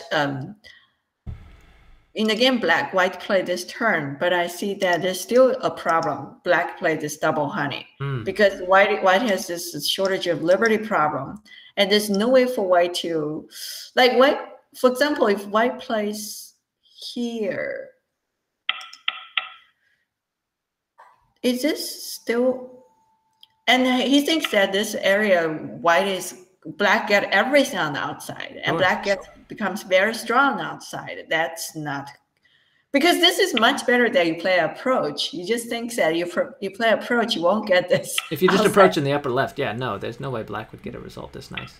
And also, black has a bunch of sente moves on the top, right? To keep at that. Right. So that's very, So this, if there's like, even if this move is sente, that means even if A is sente, that means white will not get any. There's no points. White basically ends up on dame. Right. So the territory is too small. So, but this one, the cut will work again. Black can play here. Black play here. And I think that's what we see, yeah. So we can see this one will work again because you see whatever you do, because this Atari is center, it's basically the same as the shape we just showed earlier. The reaction will be the same because if you just add the A Atari, it's exactly the same. We can just show it, right? If black plays this Atari first, but actually black doesn't need to play this Atari first. You save it for maximum damage. In this case, maybe white takes, then black can play here. So now I would say the white group would die. Otherwise, you have to give up the 4 stones. Either way, you have to give up either. Is there any concern about the cut at J13? Like after you play out the squeeze and white cuts at J13, it looks to me like they'll escape here. So. There's no cut at J13 because this is Atari. Oh, there's no squeeze. Ha! There's nothing like that. Nothing is useful. No, they're just gone. Yeah, never mind. Okay, so that means he can't save that. He has to find other ways to save himself. Oh, he just played this move. Okay. Just took care of that cut problem. Hey, does that mean black should Atari first? Well, this Atari black doesn't want to play it because there's the outside Atari, which is very valuable because the outside Atari is very valuable. And if you play the inside Atari first, you already give white to the outside, right? Sure. So if this is not very, but if this kills the group, black can do it. So if the outside Atari is very valuable, why doesn't white just capture the stone? capture? How do you capture this stone? Instead of connecting. So black Hane's, white just connects. Where? Farther. Here, I'll show you. Grab it. Grab control. Boop, boop, boop, boop. Okay. Right here, black Hane's, white connects. Oh, white didn't connect. White just killed this one. Right. Because this way black can play here, then there will be more sente moves, right? This will be sente. So there are more sente moves against the group on the right side. Mm-hmm. Thank you. Oh, I see. So he played this connect. And then black will play this kushimi. This is a move to cut white off. This is a game. Nazi's gonna die here, really? White has to cut here, I think.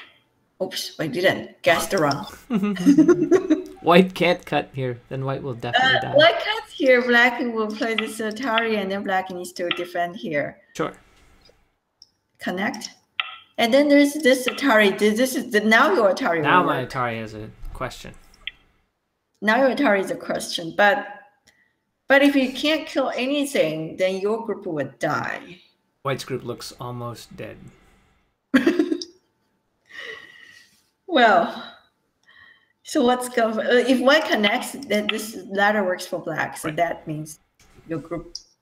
Maybe your group will not die, but it's still very. So white cannot cut here. Because if you play here, black is going to play here. What is there's that outside Atari that's still valuable. If white comes here, black honey?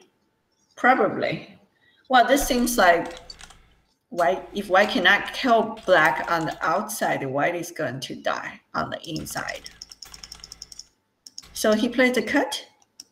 Okay, this time I guessed right. So if black plays this connect, right, you can see white pushes. This is actually black turns, so white cannot play here. Otherwise, this will kill white. Right, and kill the whole group on the right side. Actually, in the game, he played this one. Similar, right? Yeah, I mean, this is very similar. So there's no other way because anything else you play, this will kill the cutting stone. Right. White will connect. So basically, black. So only way is to defend this cut. So this is either connect or just play this move in the game. So white Ataris, but this area white cannot run. Otherwise, this will kill white. So white has to play this tiger's mouth. Black takes. But the good thing is that white can get this Atari in center, which gives white I shape. And enough I shape to actually tanuki. Oh no, it doesn't tanuki. Well, white has to make that I. But the black group is almost alive because like you have this. If black has this move, black is already alive with one move locally. So even if black is surrounded, black needs to play at A and live. Because locally you can see, let's say black is surrounded, this group, I mean, locally. So this is 5. Because this is Atari. Sure. That sequence on the top means that black always has that in his pocket to live. So this means black is not worried about this group. Because it takes you forever to close it, and it can still live live with one move. Well, when I saw this board, I think this situation is good for black. Sure. Because white was supposed to have the compensation on the left side because black actually has more on the right side. But white didn't get any compensation on the left. He's only looking at getting, what, 10, 15 points in the upper left. He's getting 5 points out of that group in the upper right. No, not even 5, like 3 points. Right. The problem is I think black has more potential on the left. Than white does. That's right. Because black has the outside stones, but white has some points in this corner, right? At this corner, white has some points, B area. But black has the outside stones, the outside stones, and white has these weak stones. in the center. Right. So it feels like black has more potential. Those outside stones that black has, as you pointed out, are already alive with Kosumi on the top. Right. You can locally, but if you have, but this group is definitely not attackable anymore because black still has this incentive, right? This move is which incentive? This Atari will be sent. Oh yeah, yeah. So in the game, white has to live in gold, right? This area. So it's very painful, and it's still black's turn. So this whole cut sequence where white is basically forced to live with 4 points in Gote means that so I think yeah, that just makes it sound really, really good for black here. It looks good for black to me. So whatever white plays at this area, black just needs to play this peep and kill white. It looks pretty dead. Yeah, it looks dead. Whatever, black just needs to kill this eye. Yeah, I don't see any. Oh, actually, it's already dead. That's so funny. You don't even need to play that. That's why white has to spend a move there to live, and it's still black's turn. I think this is really good for black. What's wrong? So what was wrong? If my judgment is correct, what was wrong? The problem is the right side, you think? The problem is the right side for black? Or for white, you mean?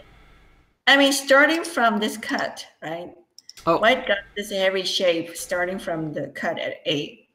Well, I would have to say, based on a considered and learned reading of the YouTube chat, that the clear mistake here was white's Q16.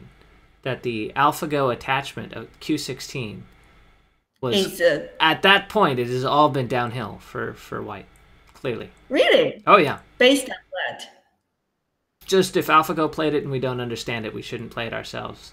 We were not meant to monkey with forces beyond our control. I don't know. No, I don't know. But if he plays the extension if he didn't play this cut at A, if he plays just plays the extension. Sure, the cut at A does look a little bit like a missed opportunity. Because the A is like forcing black to counterattack. A turning point. That's right. So Q16 maybe isn't the problem. Maybe it's that cut at A. You're right. I don't think Q16 is the problem. So if we are working our way backwards from this cut that you point out is where white now has to make life in Gote, we work our way backwards from that cut and we just overshoot it and we go all the way back to Q16. Maybe that's too far. It's the cut at A. I don't think you need to go that far. I don't know, but if the cut starts the fight and the fight is straightforward, then that cut should be a problem. Right. And then AlphaGo will say, "Hey, you guys changed my move. I didn't play that. I didn't play that. That's not my move." That's right. Same move, slightly different context. Very different move, right? Right. Because it's a different context, exactly. So black comes out. It's still black's turn. Really, I think this situation is really good for black. Because we can only count white as 15 moves on the upper left and a few points and 4 points on the upper right, right? So this is like 20 points total. 20 points. But black definitely has 20 points, but black has more potential. Black has 20 points. Lower left is invadable. And white lower right is not alive.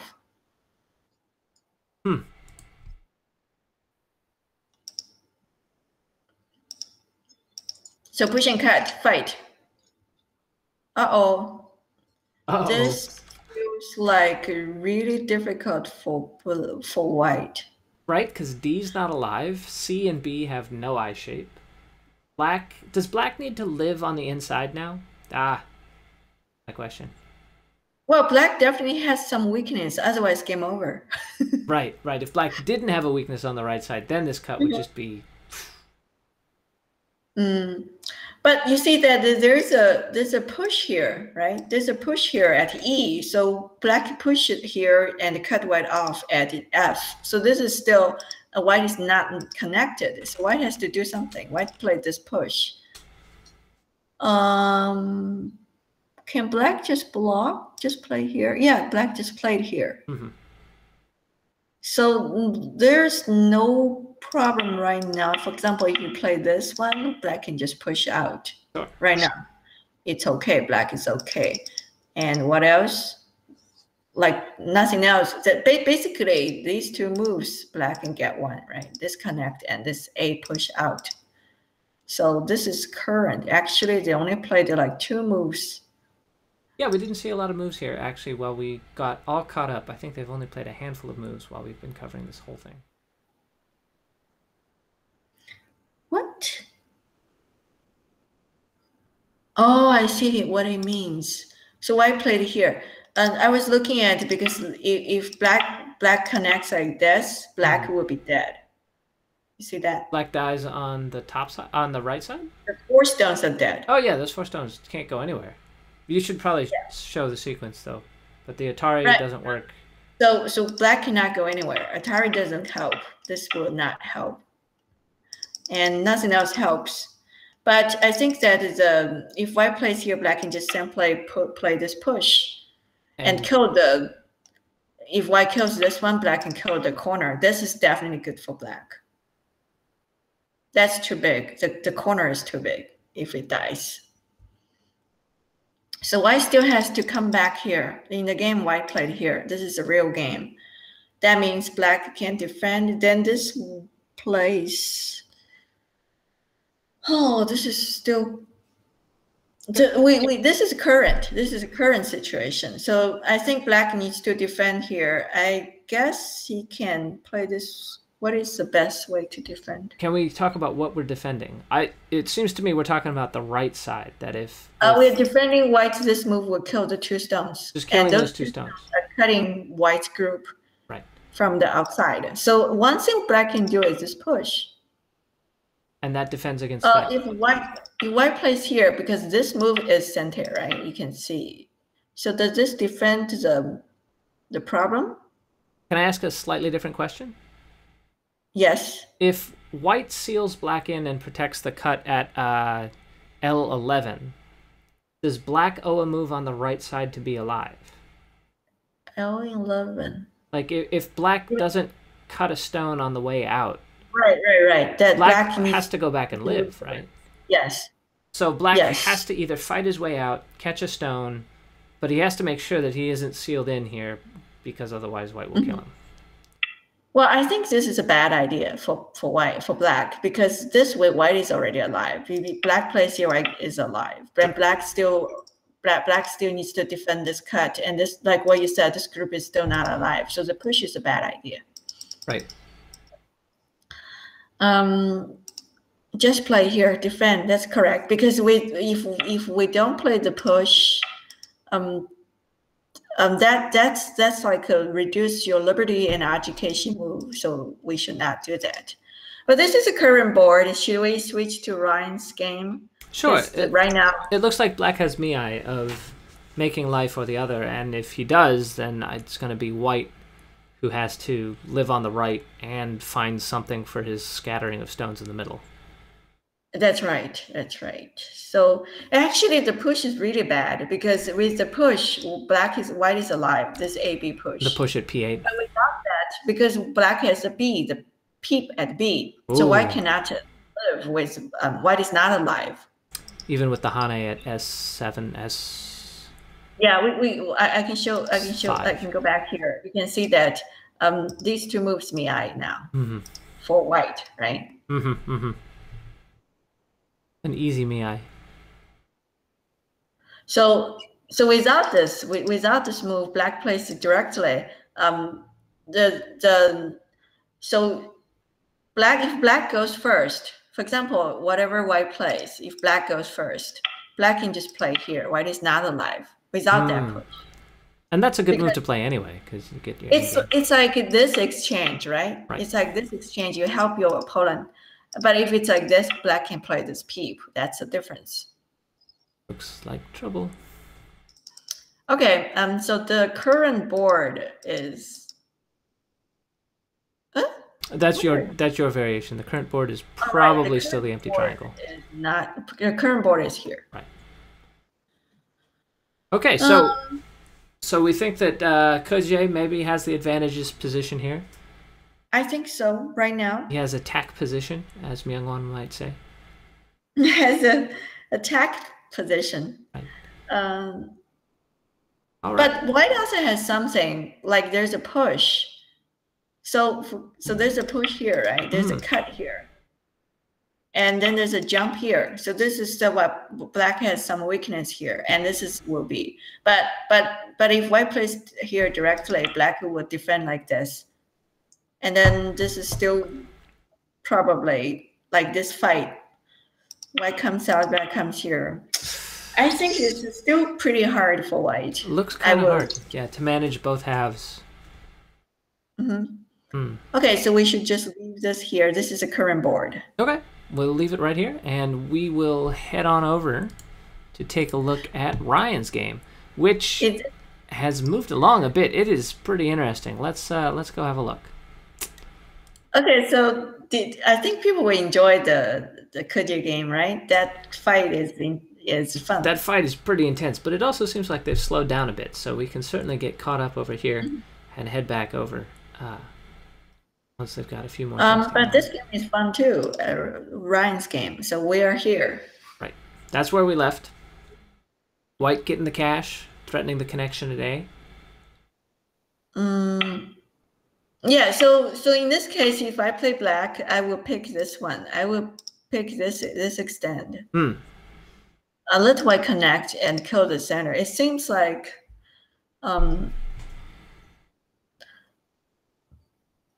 but when black plays here, white will probably play here first. Yeah, this is a game. This is the game. Because you're psychic.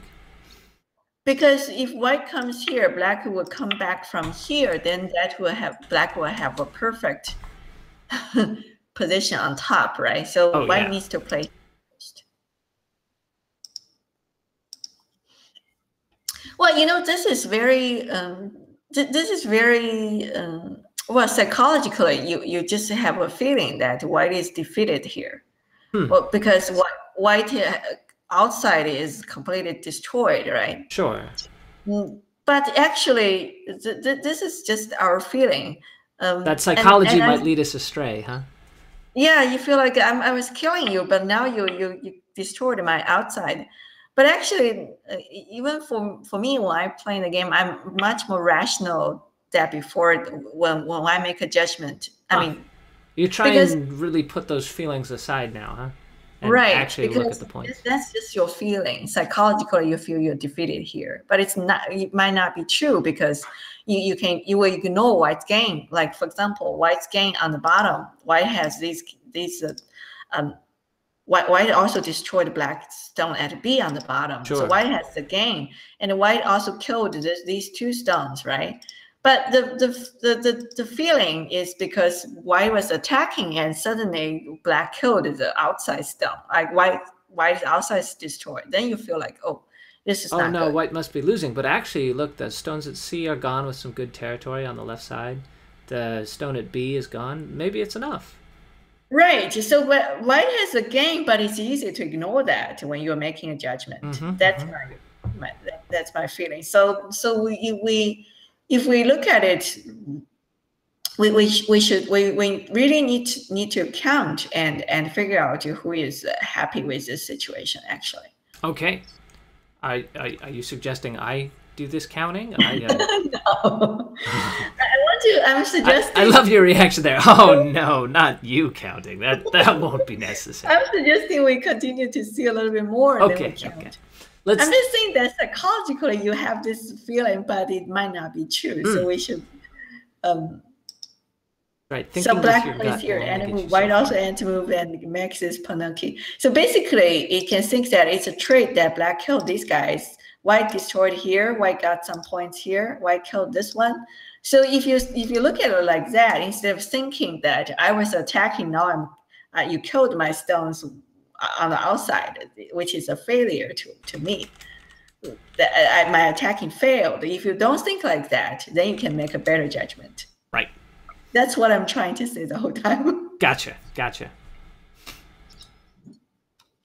Okay, so black played here, and then white connects, and then black comes here. This is a game. But the thing is that there's a cut. We cannot ignore this cut because the Panuki is not as strong as what we think. It is not a living group. A Panuki by itself is not alive. That's right. Right. So when we are making a judgment of is this influence or if this thickness or if this, I did a lecture at a Congress. I said that this would depend. It's not like you have a string of stones and on the outside, then that's thickness. It would depend on if your stone has eye shape or not. And it's thickness. If you have 2 eyes, you have definite thickness. If you don't have eyes, you have some good eye shape. Right. It can still be influenced. But if you have nothing, as I think at least AlphaGo will attack. This is not a thickness. So. Right, so like this area is still an issue for white because the Panuki is not alive. Right. It's not a living group. So at the point that we're saying it's not alive, we're saying it's not even worth 2 points yet, let alone the 40 points or whatever the proverb is, right? It's still 2 points. You took a step. Oh, you're right. It is still 2 points, but it's not 3 points because we don't actually have 2 eyes. Well, it's not alive. I'm not saying this group is weak, but it's not alive, right? As long as you're not alive, you cannot call this. It's just not alive yet. That's right. It's just not alive, right? So black played this exchange. So actually, if we count territory, before we come back to the commentary, I counted white has 60 points. Okay.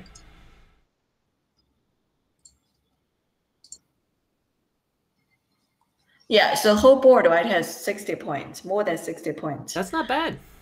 That's not bad at all. So that's right. That's why my first reaction to this result was like, oh, white failed. But it's not true. Right. If we actually look at it, black needs to not get that whole center, but it seems like there's still going to be, those stones are going to be able to dodge away with some part of it, right? Yes. So if we look at black's territory, upper left, black has 12 points. And lower right is not territory yet. The upper right, if it's territory, it will be like less than 20. So basically, black has 35 on less than 20, right? So 30 points on top. Okay. And another problem is black's upper right. I mean, black will have 30 points on top if it's territory. Sure. But the upper right might not be territory. So black is the lower right, this corner, not territory yet, and the center potential. So if white has 60 points, and I think white is still okay. Right. He's still in the game for sure. Right. Now it's going to be a question of how much black is limited to in the upper right and the lower right, and the center. Right. So it depends on how much black can get.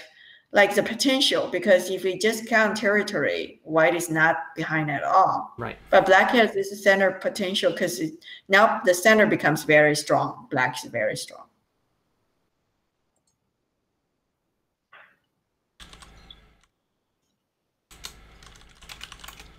Okay, so let's continue. Look at the real game. Black defended here. Makes this territory. I just said this is not. So he just replied and said, okay, now it's territory. Well, this area black has 25 points, just a corner. So 25 points plus upper left 12, right? 37. And the upper right unclear. And center unclear. So this is right. This is really depends on the potential. And white next move is here to reduce the center. Makes a certain amount of sense. Yes. Also reinforces the right side. Yeah, black jumps here. Expands the center, threatens the cut. Well, this cut is the problem sitting here. But if black attacks directly, it's too slow. Then white can play this shoulder head and come out. A better strategy is like threatening and try to build territory by threatening this cut. That's a better strategy because because the cut itself is not profiting making any points for you. Right.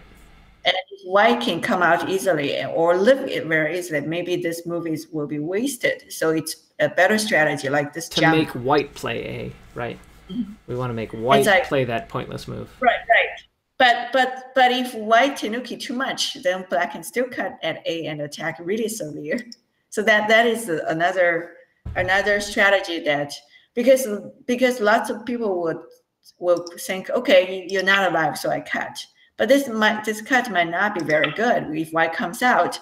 And if you for example, if white comes out and reduce your influence in the center naturally, like this direction, you're sending white to this direction. That's a real thank you move right there. Cash.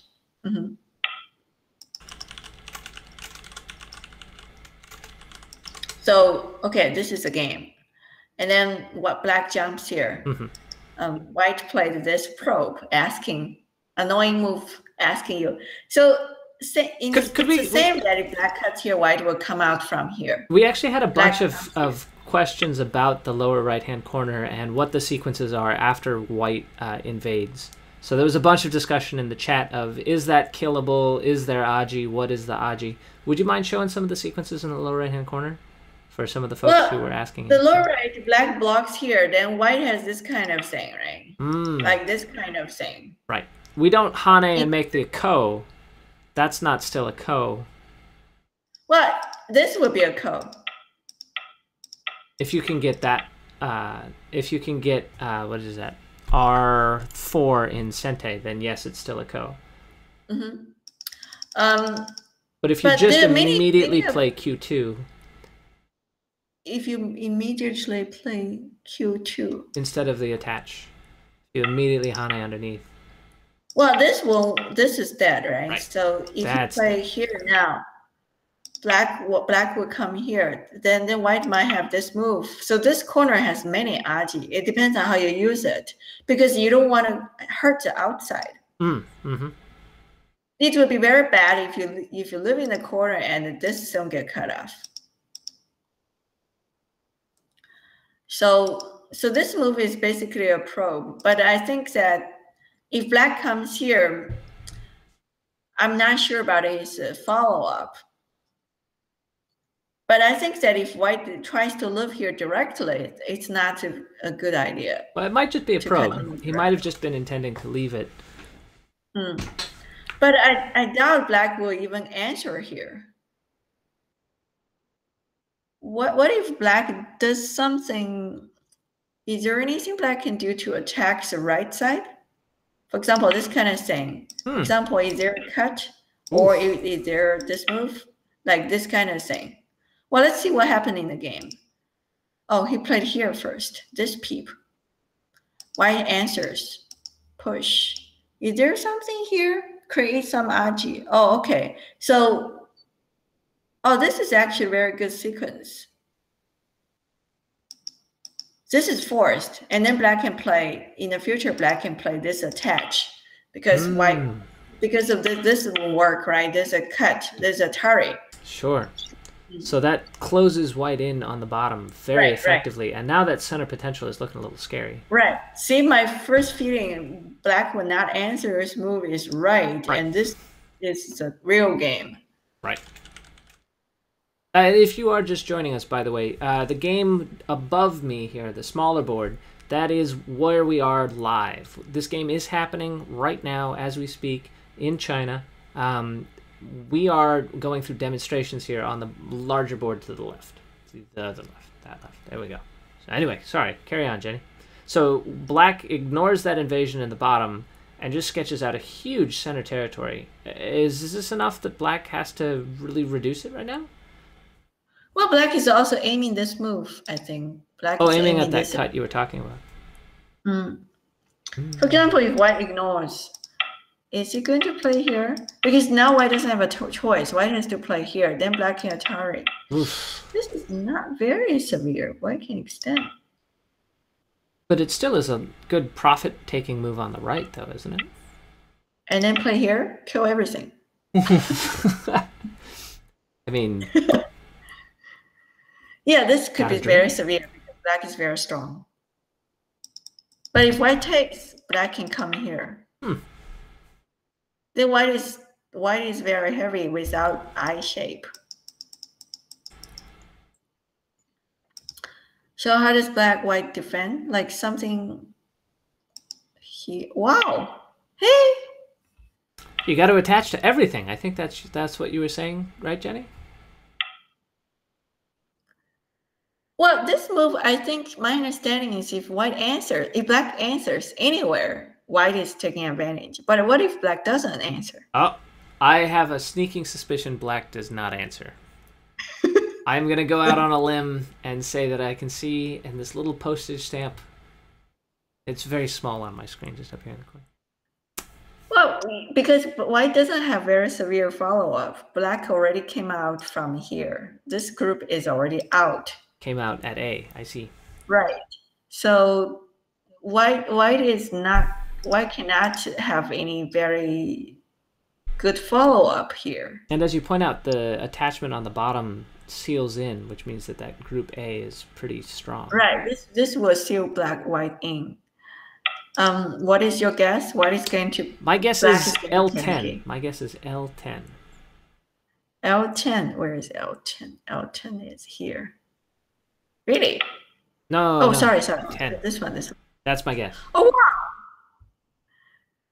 You're world champion level. World champion. That's right. Actually, is Xuanhao world champion? Not yet. Not yet, but we think he is. He's I think he. Well, almost. I mean, he is a. I think he's a rising star. Rising star. Mm-hmm. Well, of course, we think the same about Ryan, so you know. Okay. Well, yeah, this move is a very good move. Well, I was thinking about attacking the right side. I was still thinking about like this kind of thing, or is there something black can do here? I was thinking about, but this move is definitely a good move. You guessed right. Well, you should have confidence with your goal. You should not always just say, "Oh, give up. Oh, my move never works." Yes, and I'm sure that I didn't see that move out of the corner of my eye as we were going through all the other variations. No, I would never. How does this work? If black connect, can white come here? Why can I come here? This honey will work. Looks very dangerous. Because this would kill. And black can just connect. So direct fight that won't work. What is Ryan's plan here? He played here in the game. Well, but if this area, if white can really like have a good fight, break through, and save everything. Yeah, if white lives, it seems like that's great. Like he can give black all that territory in the bottom right and the upper right, and that's going to be a close game. If white's alive here. Mm-hmm. If white's alive here, I will blame your move. Blame my move. Well, that's more than fair. But does this work?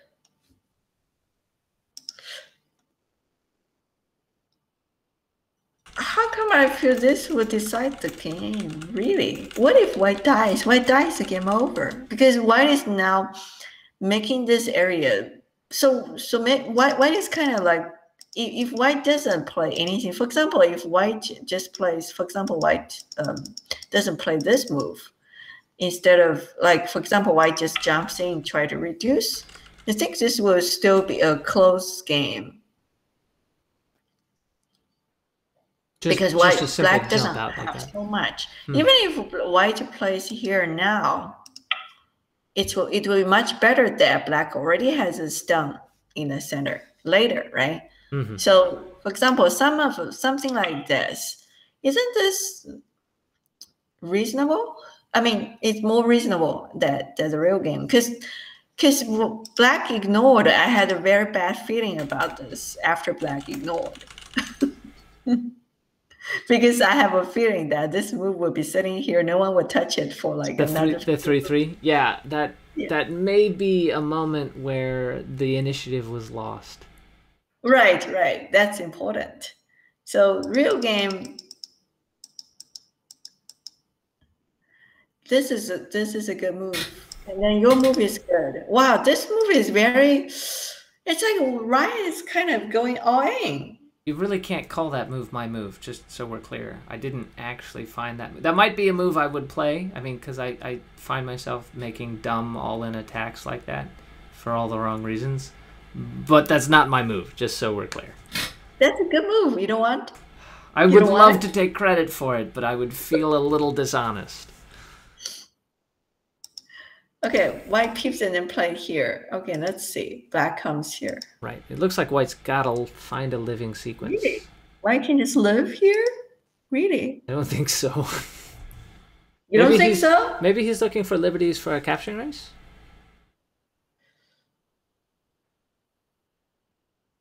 What if black... So black has this move in center. Right. What if black just plays like this? And says, let's do a capturing race. What are you going to do? Ryan this looks like this would be tough. I don't think white has more liberties. White doesn't have so many... right, I don't think white has enough liberties.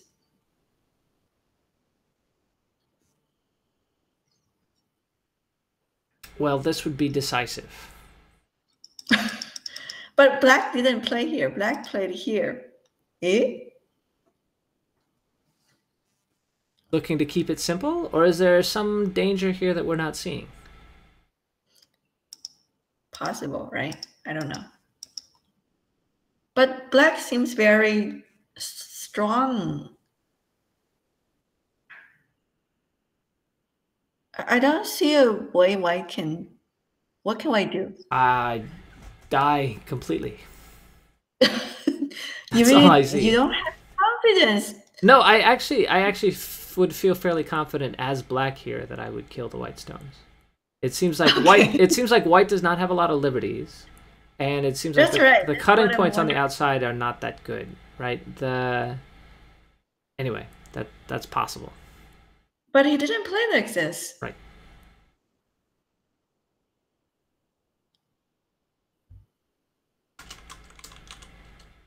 Why didn't he play like this?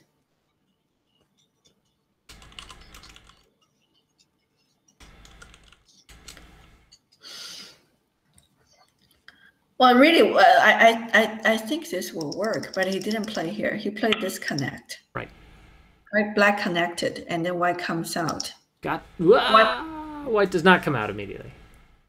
Oh, I played here first. Is he threatening to live if he just connects at yeah, just connects at G10? This is current. I think we're all caught up. That's right. White played the honey. It looks a lot like white is just straight up trying to live here. White has to live, otherwise game over. But you're saying he can't get out? Well, he has to figure out a way to get out. But it's very unlikely. But get out to where? I mean, if he gets out to the lower right, it doesn't look like there's a lot of space there for white to make eyes, because he's running right into all those black stones. Well, you know, I will blame this R3 move. I think that really, like, you're away from the real battle. It looks like a question, but it's actually just kind of the wrong question at the wrong time. Yeah, because if black just ignores and start fight on the other side, and if white would just try to live here, and if the big group dies, then the R3 didn't do anything. Right. It doesn't. It's like you pass, right? So that could be the wrong timing to do the probe. That's why you can see, you cannot always think that the probe is always good. Sometimes the probe will be bad. Okay, let's go back. Let's see. Is there any chance white can live? If he comes out at M7? M7. So locally black can kill white. Yeah, locally white is dead. So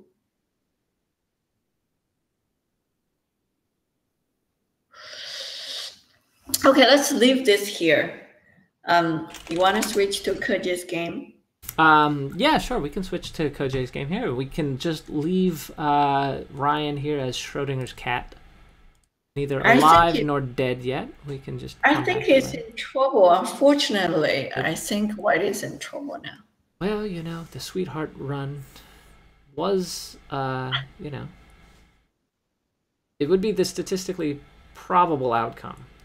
I'm crushed personally, but I mean, you cannot buy champagne at 2 o'clock in the morning today. You feel crushed. That's right. There you go.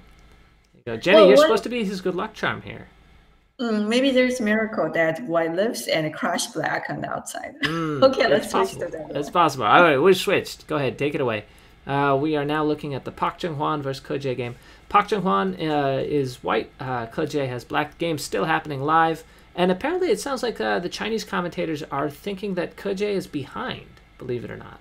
Really? That's what the folks on the internet tell me. As we all know, folks on the internet are highly reputable, trustworthy people.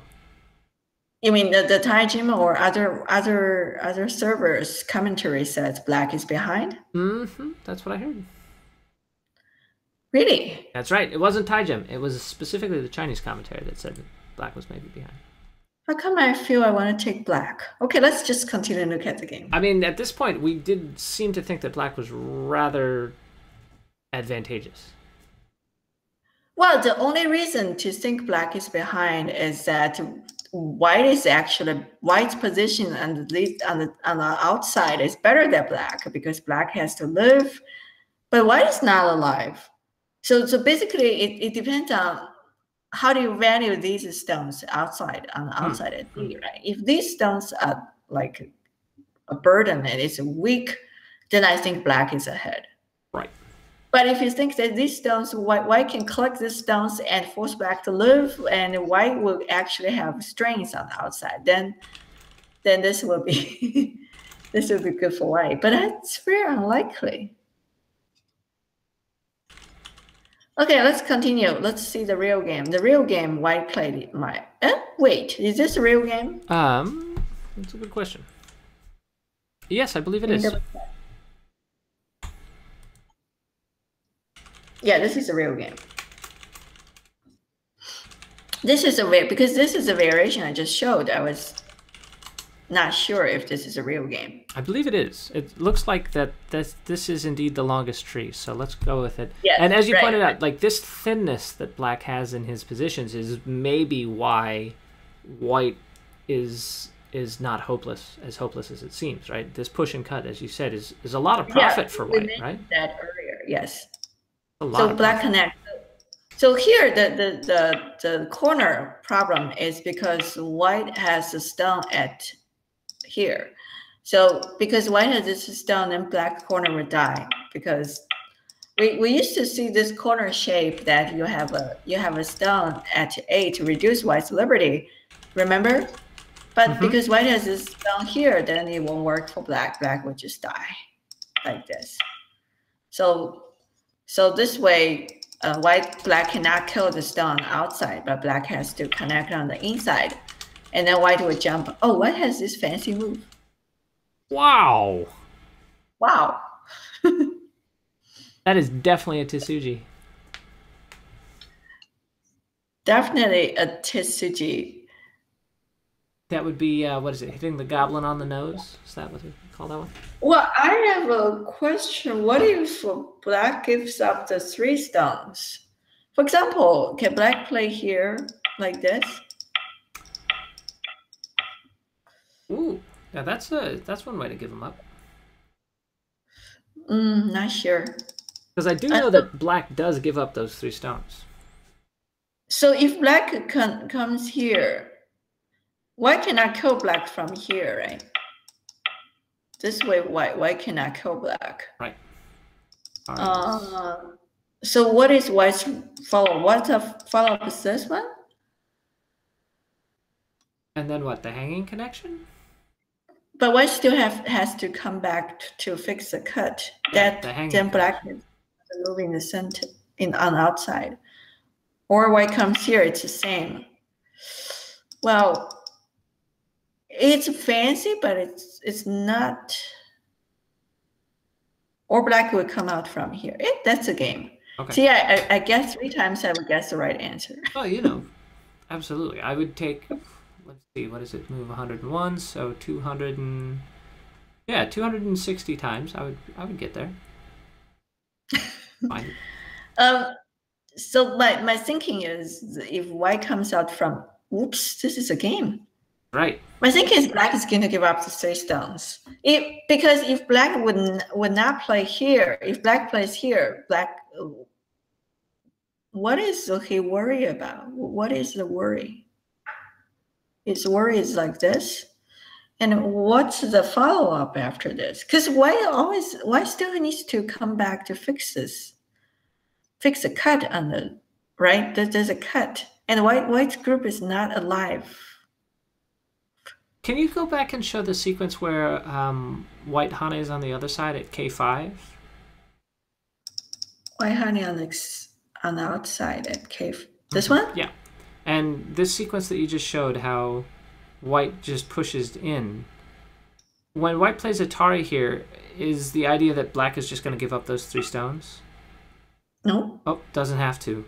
And the connection on the outside is somehow not enough? Like, connect here, you mean? Yeah. Because white needs another move on the right to live, correct? Yes, but...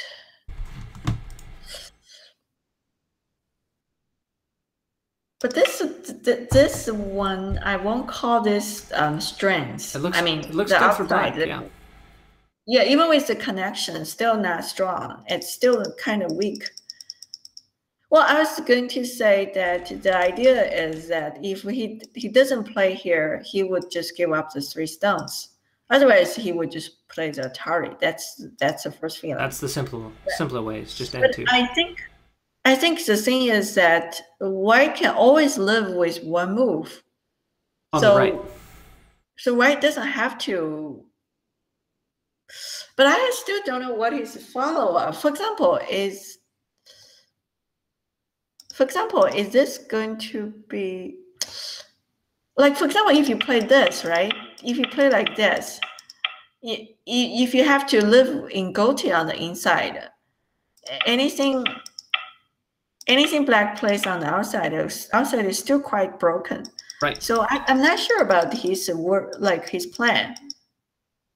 If black just kills here, like this one's something like this, give up the center. I'm not sure. I really don't know what his plan. Can I just say to the folks watching that this mental process that you're going through right now, where there's a move that doesn't make any, that you say, what is the concern? Why doesn't this work? That this is sort of like the first instinct for how we go about thinking about these and learning from these games, right? Yes, right. So this is the process when you're reading. Right. When you're playing other people's games, when you're playing back pro games, we should be looking at these moves and say, well, why doesn't he do this? And see if we can find the answer. Well, this is like it's like a real time, because I'm not prepared for the commentary. It's a live commentary. So I'm the same as all the audience, that I don't know the moves. I have to figure out, I have to, like, in a very it's short fantastic. We love to ride shotgun and basically get to listen to how that process works. I think it's very informative to that's right. Commentary live, especially live commentary, the commentator will make a lot of mistakes because it's live. It's live. You don't have time to think. Well, I think also you were discussing how we're a little bit more uptight here at the AGA YouTube channel. We don't have as much of a relaxed, easygoing nature as maybe the IKA commentators or they're a different style commentator. That some are just making fun of everything. Some is very serious, talking about the moves. But like the people have different. Some people like this, some people like that. And anyway, just to be clear, you're putting us in the very serious bucket of commentary.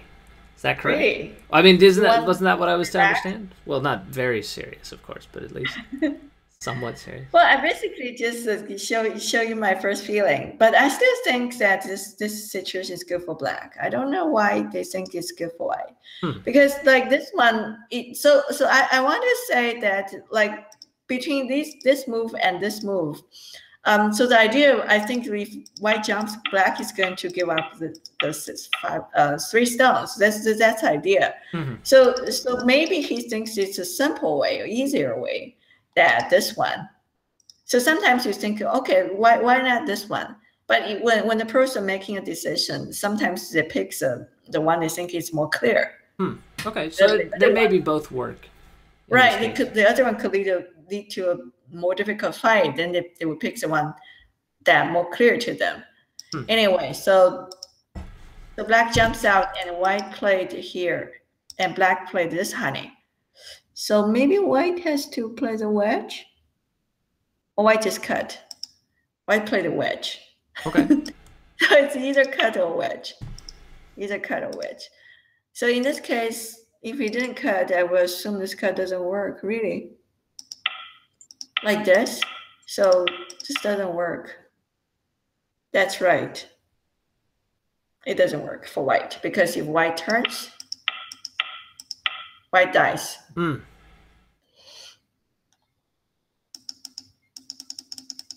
That's why the cut is this one is a move that saves white. So if black wants to resist, it will be a ko. But this ko is probably too heavy because white takes a ko first. Right. And there's the ko threats are probably, although no, I guess actually the group on the top is hard to kill with 2 moves, huh? No, it looks like it should die in 2 moves. In 2 moves? Yeah, if you start with N15. Oh no, that's not right. Because this is not even the real ko. Because this move is this is center. A is center. So if you attack it from here, white can actually play this move. White can take the ko first. For example, white takes a ko first. You play a throw in, white takes, then white can connect out. Oh yeah. Right. So white is not going to die here. But if you play elsewhere, you fight the ko from here. This won't work because this would kill the 2. Now that's a ladder through to kill the cutting stones.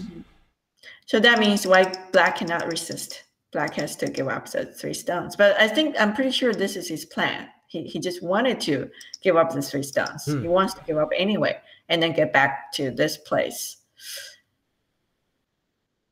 I still think this is good for black. Because the center becomes just like the other game that, just like Ryan's game, similar that the center becomes like black's territory. It sure looks like those 5 stones that white's left in the middle it's going to be tough for them to amount to anything. And well, so we see that white has 20 points on top, and now white has another 10 points on the lower right. So white has 30 points. And with just 30 points for white, black's cash in the upper right and lower right is 20. Just 20? Yeah, black is 20 plus plus the middle. There's some here, so it's like 25-ish. Oh, I didn't even count around A. Thank you. That means white still has a star point on the lower right. That means black needs to build some territory in the center. So maybe cash-wise, this is a close game, huh?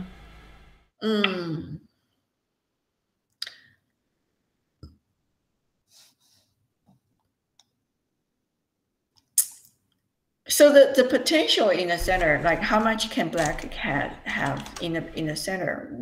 Yeah, that's. So at a conservative, it looks like it's at least 20 plus points if black doesn't get anything past the H line. And black still has some potential on the bottom and the left side. So this is what. So the only question is are these stones dead or not? White is doing something now. You see, White is doing because these are all free for white. Sure, like if they're dead, I mean, there's no. It's free money. You're playing with house money. So black cannot kill like this. You cannot just read this one. You have to read this is a target. Right. There's a Atari here, right? So the Atari there first. Hmm. Excuse me. Wait. Oh, no, this won't work. I was wondering, but this one black can take first. Yeah. Right. No. So white makes a free ko. Black takes. Actually. And there's free co-threads. Sorry. Can I ask you just a quick question? So right here in this one, you said that if white plays here, since black takes first, can't white cut on this side, and then? Yes, but you can't escape. I can't escape, but can I make black have to connect now? If I get enough liberties, can't I? Doesn't black have to worry about making life on the right side? No, black would just kill you. Just attach on the outside and kill you. Oh, there's no way to get any liberties. I see. Thank you. I thought that might be something clever because black's not actually alive on the right, right? He's still that's right. But you forget about that. You're short of liberties. I was optimistic about my liberty expansion possibilities. Okay. Idle speculation. Okay, this is pretty annoying actually. Having that code there is pretty annoying. Because white has free co-threads here, so white just takes back. And what is black going to do? Yeah, this is pretty annoying. That's one reason to. So if white can actually break through, come out here, then there's a reason to say black is not happy. White is ahead.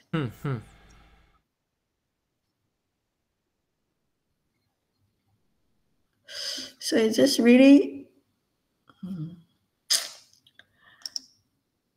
So he's looking for co-threads and takes a ko back, and then white ignored. So white is not continuing fighting this ko. Why not? Does that mean white thinks it's ahead? That's why he give up the ko? Yeah, it's too slow for black to win it.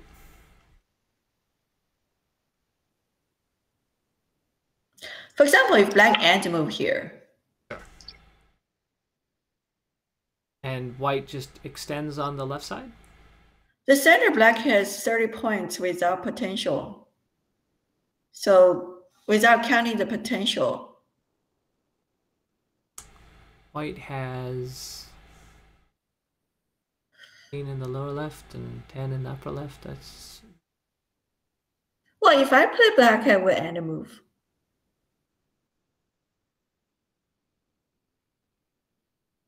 Because if you count like this, white has 50 total. So we count that at the top, white has 20, and lower right, white has 10. So that's 30. If this is left, lower left is 20. That's 50. Right. But if black has 30 already, black has more than 50, and black has potential is black's turn. Why not? If it's 20 in the lower right and the upper right for black, and 30 in the middle, that's 50. Black's got potential. It's his turn. That looks like black would be comfortably ahead. So what if white takes a ko? Yes, this ko is very annoying.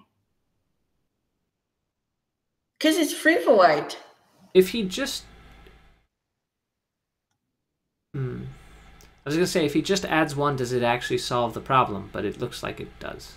It does solve the problem, but he's saying... So he has to continue to fight this ko. So this will... If there's a free move, like if it's not a problem, if this is not a problem, I would say black is ahead. So it depends on, is there any real problems or not? For example, what if white Ataris and then cut? This will become a real ko? Really? Like this? That does look like a real ko. Ooh. Really? It's a real ko, right? That sure looks like a real ko to me. If black plays here, this is a real ko. So why does he want to fight this ko?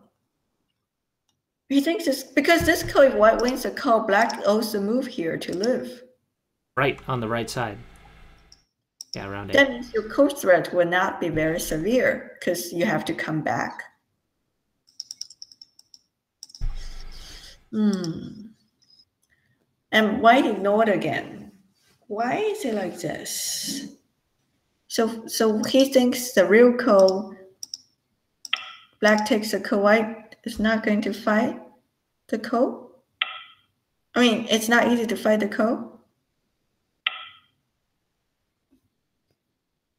I couldn't tell you. I don't know. I don't know why. Because why it should have code threats? For example, this would be a threat, right? It looks like the things in the lower right are code threats, right? And then white takes back. I don't know. This code seems very severe. It's very big.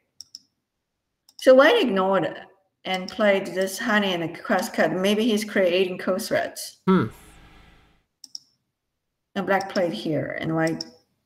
So this even if white is not creating the code threat, this is like the move to make black over concentrated on the bottom. Sure. Because black is very narrow. You can see this bottom.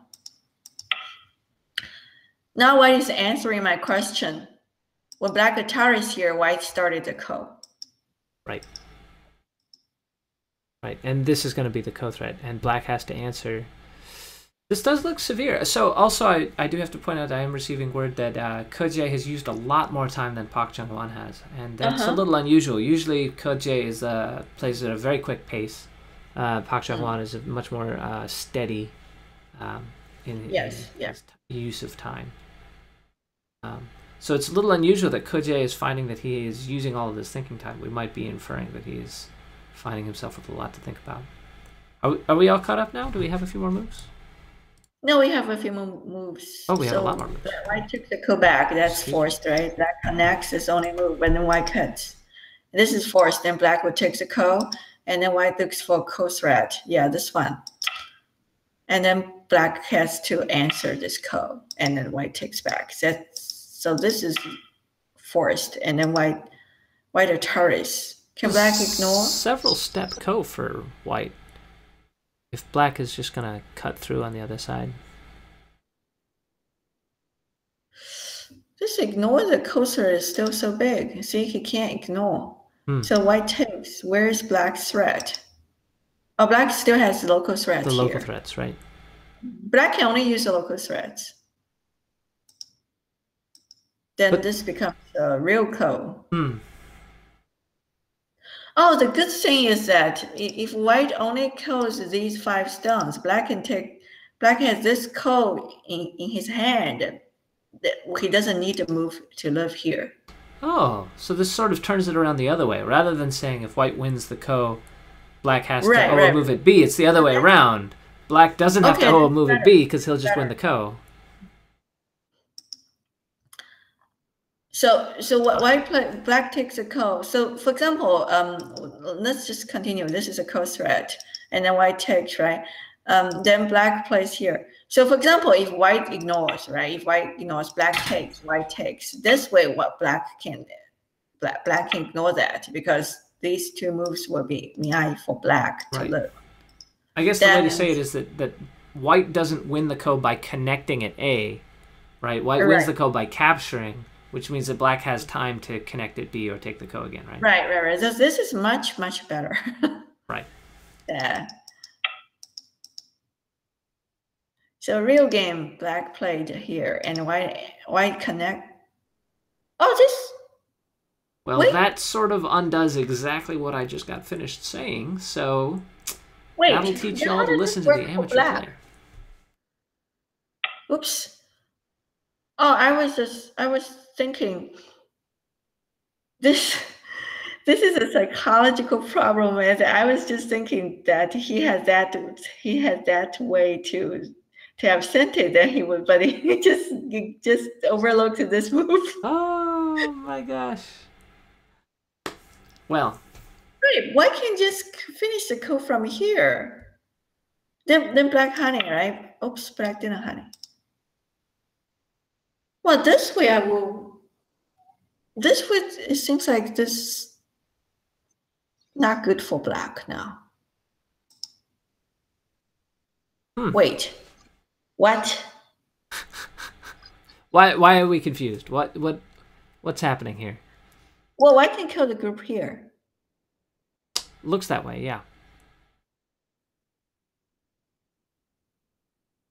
Does this work? This still works? What? When they're saying the black white was ahead, were they talking about this situation? Not the earlier situation. I'm not sure. It sure does look like white can just kill black, right? Am I missing? No, I mean you were saying that you were saying the Chinese commentator said white was I'm ahead. not sure Was it talking about this one? I'm not sure what move. It was earlier. Yeah, it was earlier. This situation, I would say that's good for white now.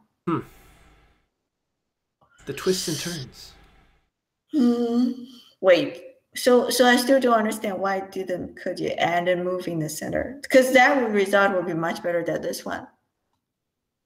If Ke Jie blocks the entire left side of the board, is that going to be big enough? Even if you give up this one, it might still be enough, right? That's what you mean. That's my question. I don't actually have a lot of confidence in that as a hypothesis. But that's my question. Possible. Because he gets that in Sente, assuming white doesn't die in the entire lower left-hand corner. Black then gets a descent there, blocks off the left side, and comes back to D15, approach the upper left, and closes off everything.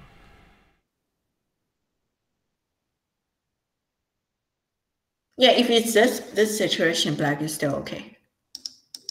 So white has to answer. Oh, white did kill it. White does kill the right. Okay. So that exchange is what we're looking at. Ooh, boy. Okay, let me see. How many points white has on the right side? Well, if the right side is dead, and I think at this point we can say it is.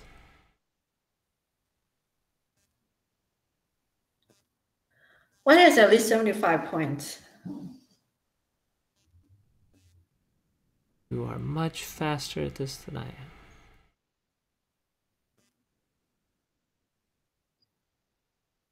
So black has to connect here. Black Atari first, and then honey first, and then connect. Oh, he played here. So we assume this is all dead. But why didn't? Oh, because if black connects here, white is going to play this honey. He thinks that if white, if it's like this, he might not. Maybe he still doesn't have enough. If he just kills the corner, and so white lives on the left side. But I really want to go. I really don't understand. I think Ke Jie really shoots. Well, of course his judgment. He first saw this move to fix the center, but he might not. Maybe he thinks it's not enough. Earlier, I mean this one. When the first time white Tanuki'd here. That this is his chance to add another move. It does look like a simpler way, but maybe there's a sequence for white to tear up the territory. I have no idea. How do we expand the territory on the left side to make it enough as white? This is definitely worth the move, because you can see later everything dies on the right side.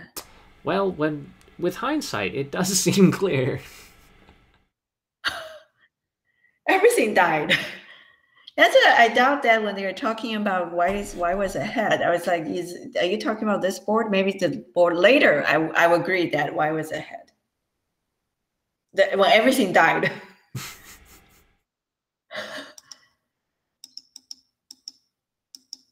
So this is I don't know, because after this ko is started, after they started ko, everything is straightforward. Right. So the last chance for black to get off this train was to add that move when white Tanuki. Well, this is too much.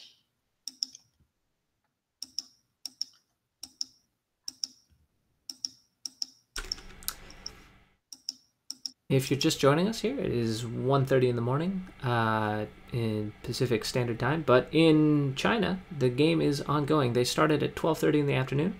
This is the round of 16 of the MLily Cup. where Park Junghwan with the white stones is taking on Ke Jie with the black stones. Jenny, what do you think? I think we should take a break. All right, we will take a break. We'll put up Ryan and Lee Xuanhao's game, and we will have a look at that when we come back. Don't go anywhere, guys.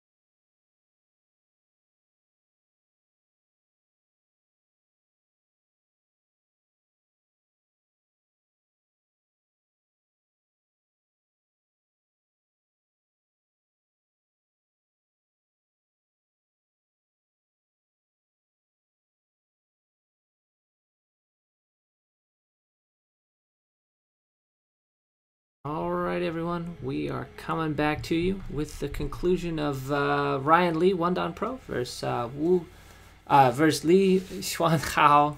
Sorry, I keep wanting to say Wu Hao.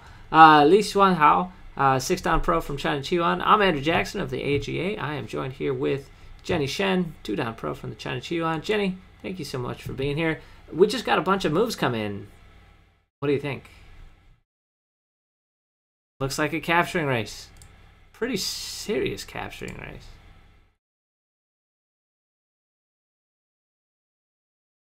Who dies? So, who dies? Do we want to play it out? Do we want to just play out how this capturing race is going to go down? What?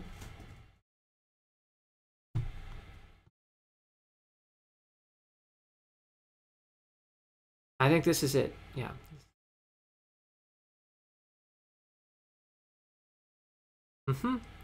And that's where we left, right there. Oh, I have your microphone off because I'm a schmuck. You were saying all of these things happen. Sorry. I am... Do you have my mic now? I sure do. I apologize. Oof. Okay. All right. So we take it from the top. We were getting back, caught up. We said he wouldn't connect. He did. We came out. Here's where we were. Yeah.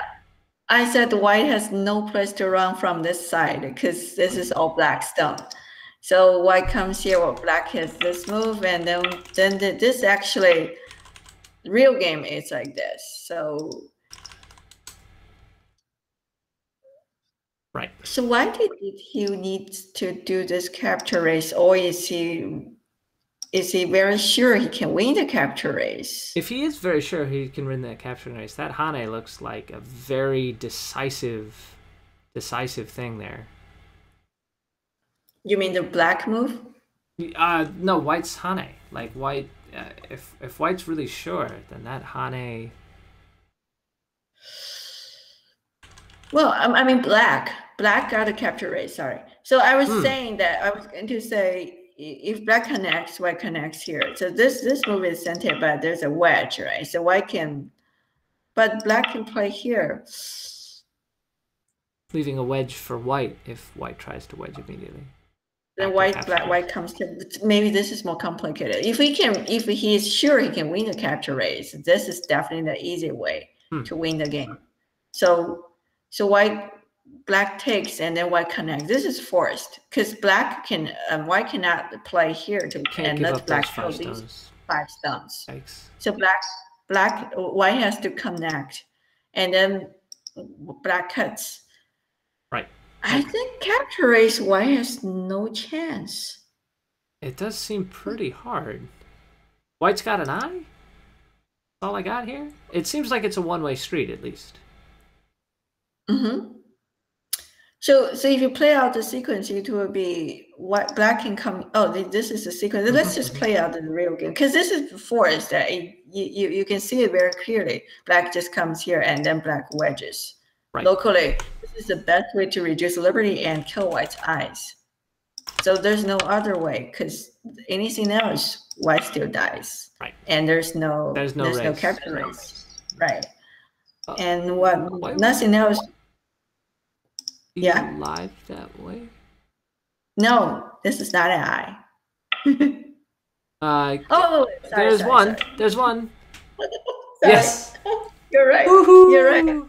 That's twice. I've doubled my quota of good moves. Now you're awake. You're Unfortunately, I'm not awake tonight. I think I'm like 0 for 2 on remembering to unmute your microphone when we come back from break. So I think that it all evens out, is what it is. Okay. Thank you for your patience. So sorry. So this move will kill white. Yeah, it's correct. So this is forced. Right. And then white takes. But I think black just needs to play here.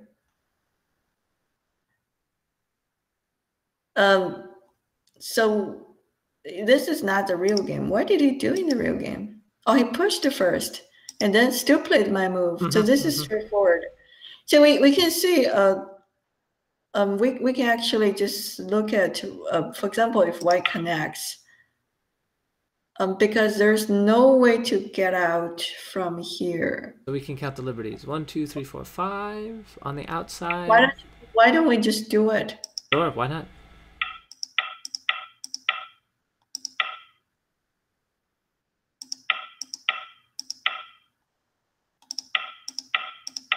Oh, this is not only one liberty. This is many. This is just one liberty. Just one liberty. White comes up one liberty short, and that's all Bad she wrote. sign. Uh-oh. So this is like there's no other variation to gain liberties, right? Oh, okay. This is oops. Too far. I don't know what's the real game. I can find it for you. That's it. Nope. Next one, right here. There you go. That's the real game. Here. This is the real game. So this last one. And right here, actually, I received word that white resigned, black has won by resignation. So. Already resigned? Ryan's run at the MLily Cup has come to an end, I'm afraid. Oops. You cannot buy champagne. You have to go to bed. I can't buy champagne. That's right. Well, only if the Ke Jie versus Park Junghwan game has finished. I don't think we can leave everyone hanging on that one. I mean, we could all just go to bed. Ryan Lee has lost. Why even continue? We should all go to bed, obviously. Well, I think Ke Jie is losing the game. Okay. Should we have a look? Yeah, we can have a look. So there's no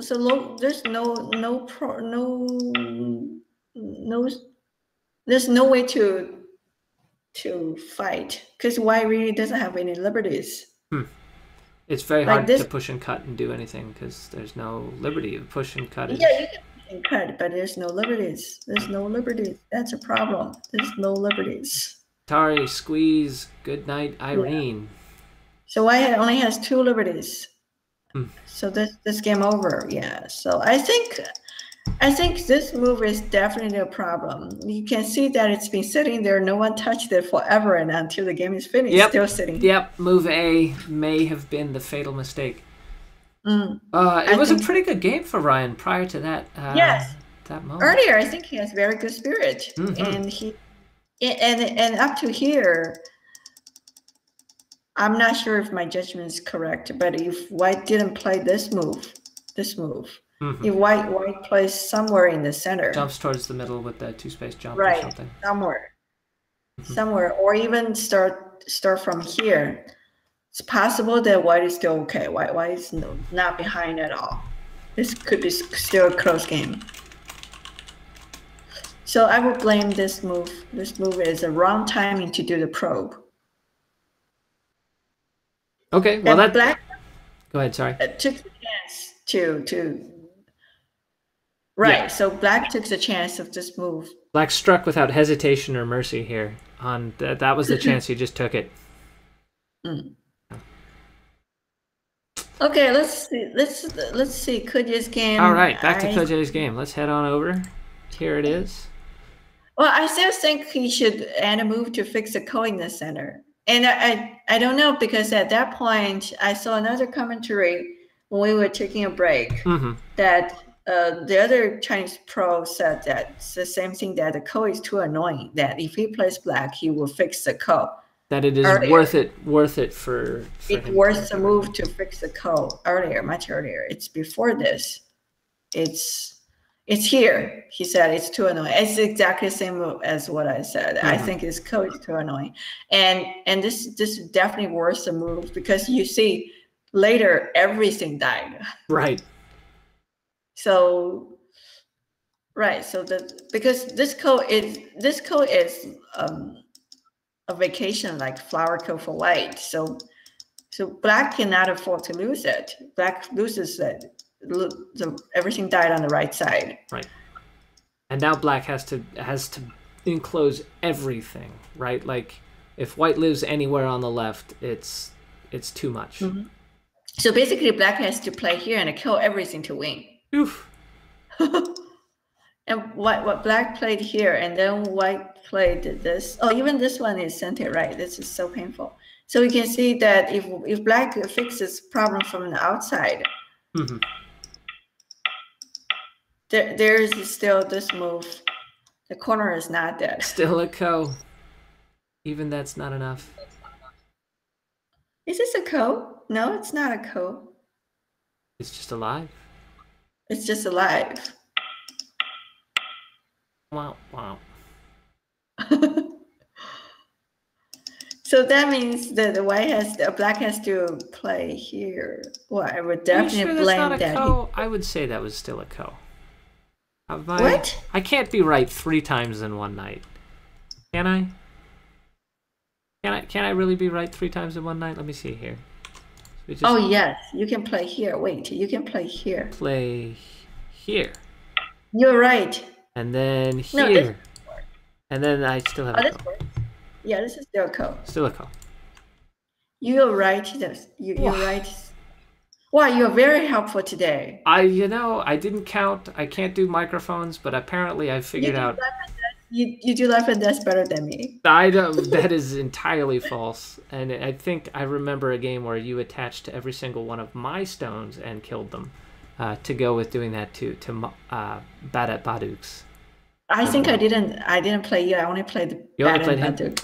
Well, it's attached everywhere he plays. Maybe I just 5 times. Felt caught in the blast radius that there was enough carnage that it went around. So how can black win like this? What? Seems impossible. Okay, let me count it. Let me count one more time and tell you what.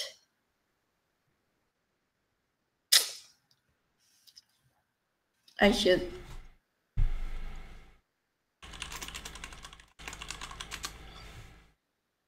So white has.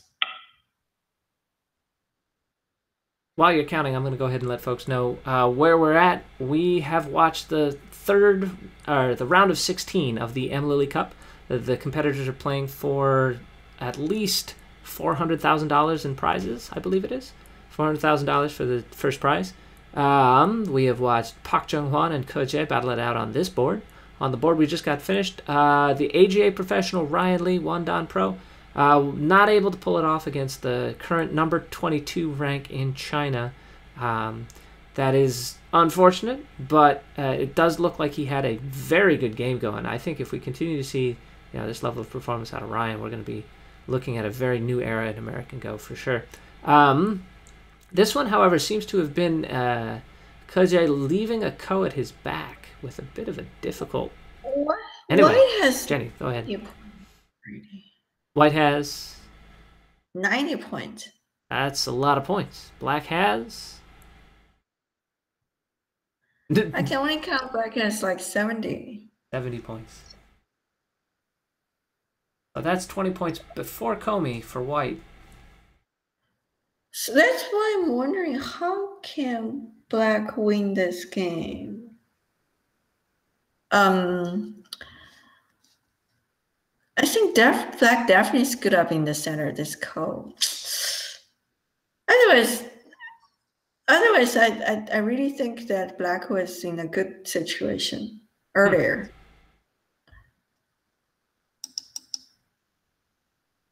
So white just needs to make sure nothing dies, then white can win the game. Right. This is what white is doing. Let's see, just make 2 eyes. Just making 2 eyes and just saying this is fine. I can coast from here. I really don't see a way white can win. Black can win this game. All right. Do you want to? Shall we close up shop here? What do you think? Do you want to keep doing commentary to the end? Let's count one more time. We'll count one more time. If you guys have liked what you've seen here, remember to support the channel. Go ahead and like, subscribe, do whatever it is you do best. We're here on YouTube and Twitch. We will have more broadcasts coming up, although I don't know off the top of my head what they are. So the best way to find out when they're coming up is to go to usgo.org and subscribe to the e-journal. We'll have some more of the AlphaGo versus AlphaGo game reviews by Michael Redmond and Chris Garlock. Those will be coming up soon, so be sure to subscribe for those. If you are interested in supporting the American Go Association for more content like this, you can donate to us directly at usgo.org. We are a registered nonprofit. I think that should cover most of it. We're doing one more count. Let's see what else we got. I think white is winning. I think. White is winning. I see. Yeah. All right. Well, what do we have here? List of burn centers in the United States. Thank you for that. Badat Baduk is our executive producer. I should probably wrap up with the thank yous. Major thank yous to our game recorder, Travis Pitchford, who has done a fantastic job despite a number of difficulties with the source material. We'd also like to thank Badat Baduk, our executive producer, and fearless chat moderator. Xiaocheng Stephen Hu has provided some of the graphics from the graphics department. So major thank yous to Xhu. And of course, thank you to Jenny. Thank you so much for providing us with this commentary. We wouldn't be here if you weren't able to help us find out what's going on. So thank you very much. And of course, to those of you watching, we wouldn't be doing this if you weren't interested in watching it.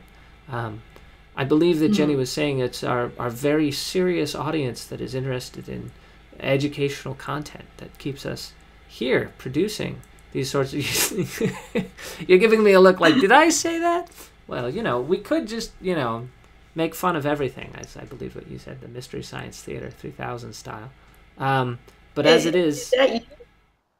Is that you who likes to make fun of everything? You're the audience. I would say that normally that's what I'm here to provide, and that. But I was actually right 3 times tonight, which may be a personal best.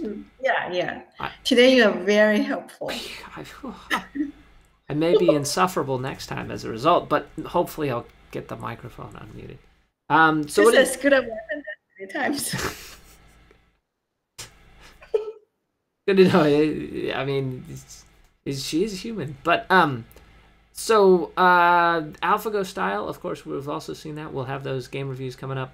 What do you think, Jenny? Should we keep going? Is this game still happening? Actually, you know, this game is getting close because white was very conservative on the upper left, but I think still white can win. Still, white will still win. I think at this point, Park Junghwan, probably with the time advantage as well. I mean, we're not expecting him to fumble this one in the endgame.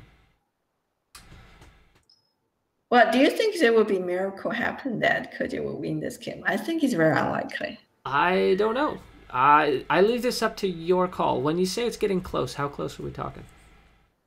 Well, it's not like white is winning by like 10 points, 20 points like that. Right. It's actually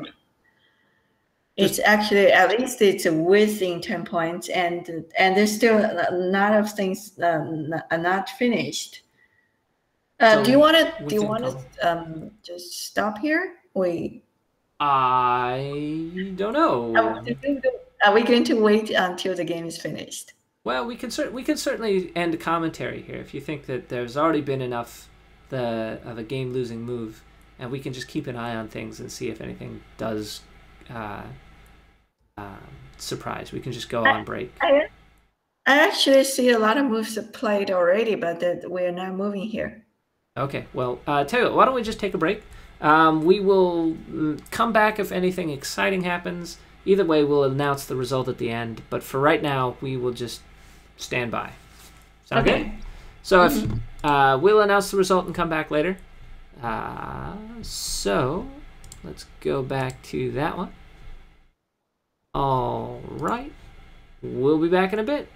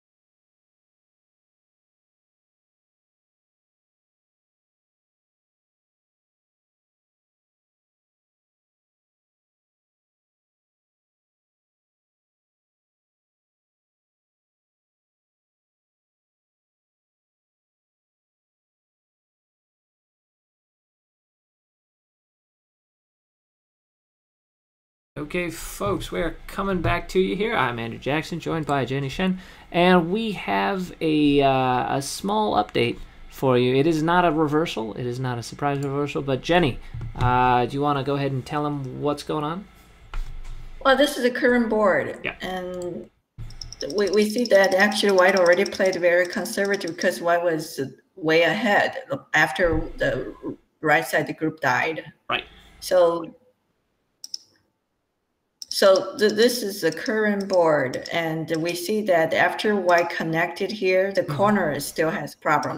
So Black turns, but because Black cannot expand the move in the corner. It's too slow for Black to fix in the corner. Well, Black is losing already. He cannot fix that.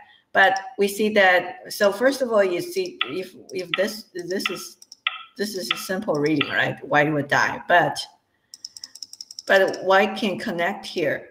So if Black comes here, you can count liberties. White wins, right? So the only way Black can win is honey. But White has this throwing. This is a game, and then Black comes here. Then White played here. So this is current. This is current. Right. The Black, there is actually a call here. You can see in the corner. You see that? If White plays at A, the corner is a call. So Black actually ignored it, completely ignored it, and just doesn't have time to get rid of it. Has to pretend like he's going to win it. Time to do that because he's behind. But I think even now it's still hopeless. So you want to stop here? We can. We will find out the result later. But I think our stream can stop here. Okay, so we're going to go ahead and call this one for Park Junghwan, who will proceed to the round of 8. Yes, I think White is going to win. All right, we think White's going to win, and we're just going to go ahead and call it here. So we're going to go ahead and cut the stream. I'm sure the game records will be available on usgo.org tomorrow. So thank you all, everyone, for joining us, and good night, everybody. Thanks again, Jennie. Good night. Good night. Yay. All right.